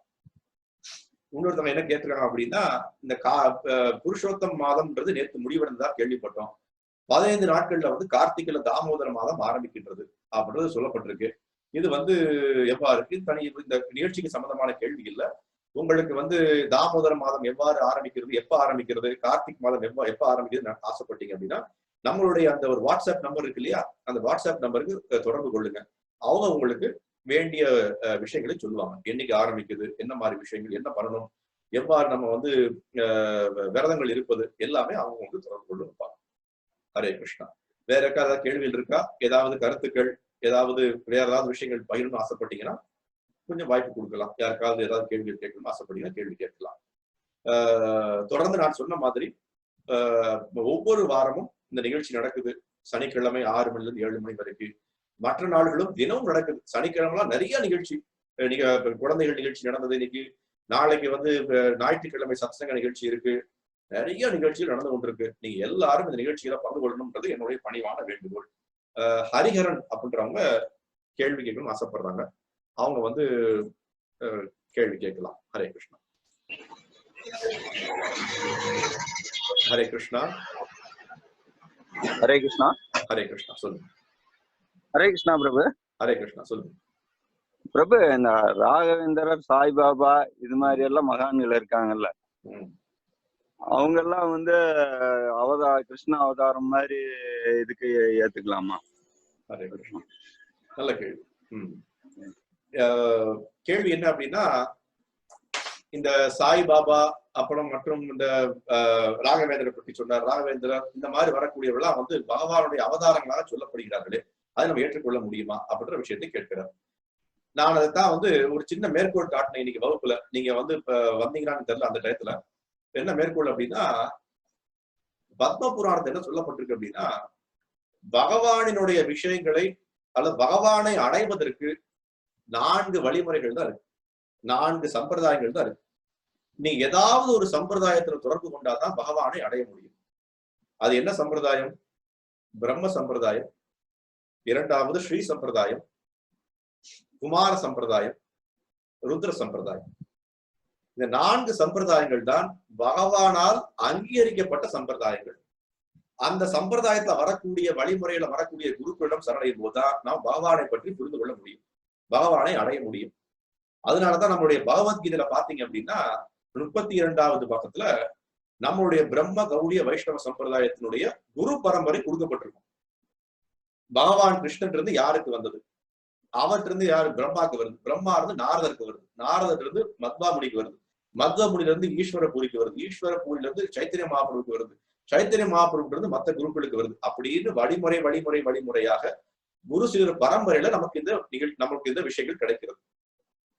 குரு சீடர் பரம்பரையில் வரக்கூடிய ஞானம் தான் பகவானால் அங்கீகரிக்கப்பட்ட ஞானம். அவர்களைத்தான் குருவாக ஏற்றுக்கொள்ள முடியும். நாம குரு சீடர் பரம்பரையில இல்லாத விஷயங்களை நாம குருவாக ஏற்றுக்கொள்ள முடியாது, அவதாரமாக ஏற்றுக்கொள்ள முடியாது.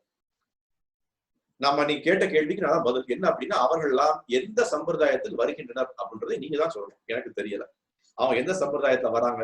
இந்த 4 சம்பிரதாயத்துக்குள்ள வந்தாங்கன்னா அவங்கள குருவாக ஏற்றுக்கொள்ளலாம். அவன் 4 சம்பிரதாயத்துக்கு, அதுவும் என்ன விஷயம் அப்படின்னா, 4 சம்பிரதாயத்துக்குள்ள வரக்கூடிய அனைவரும் குருவாக மாற முடியுமா? மாற முடியும். சைத்தன்ய மகாபிரபு என்ன சொன்னார் அப்படின்னா, அமார அக்ஞாய குரு தாரே தேகோ கிருஷ்ண உபதேஷ். எங்க பார்த்தாலும் கிருஷ்ணருடைய உபதேசத்தை சொல்லுங்க. யாரை பார்த்தாலும் கிருஷ்ணருடைய உபதேசத்தை சொல்லுங்க.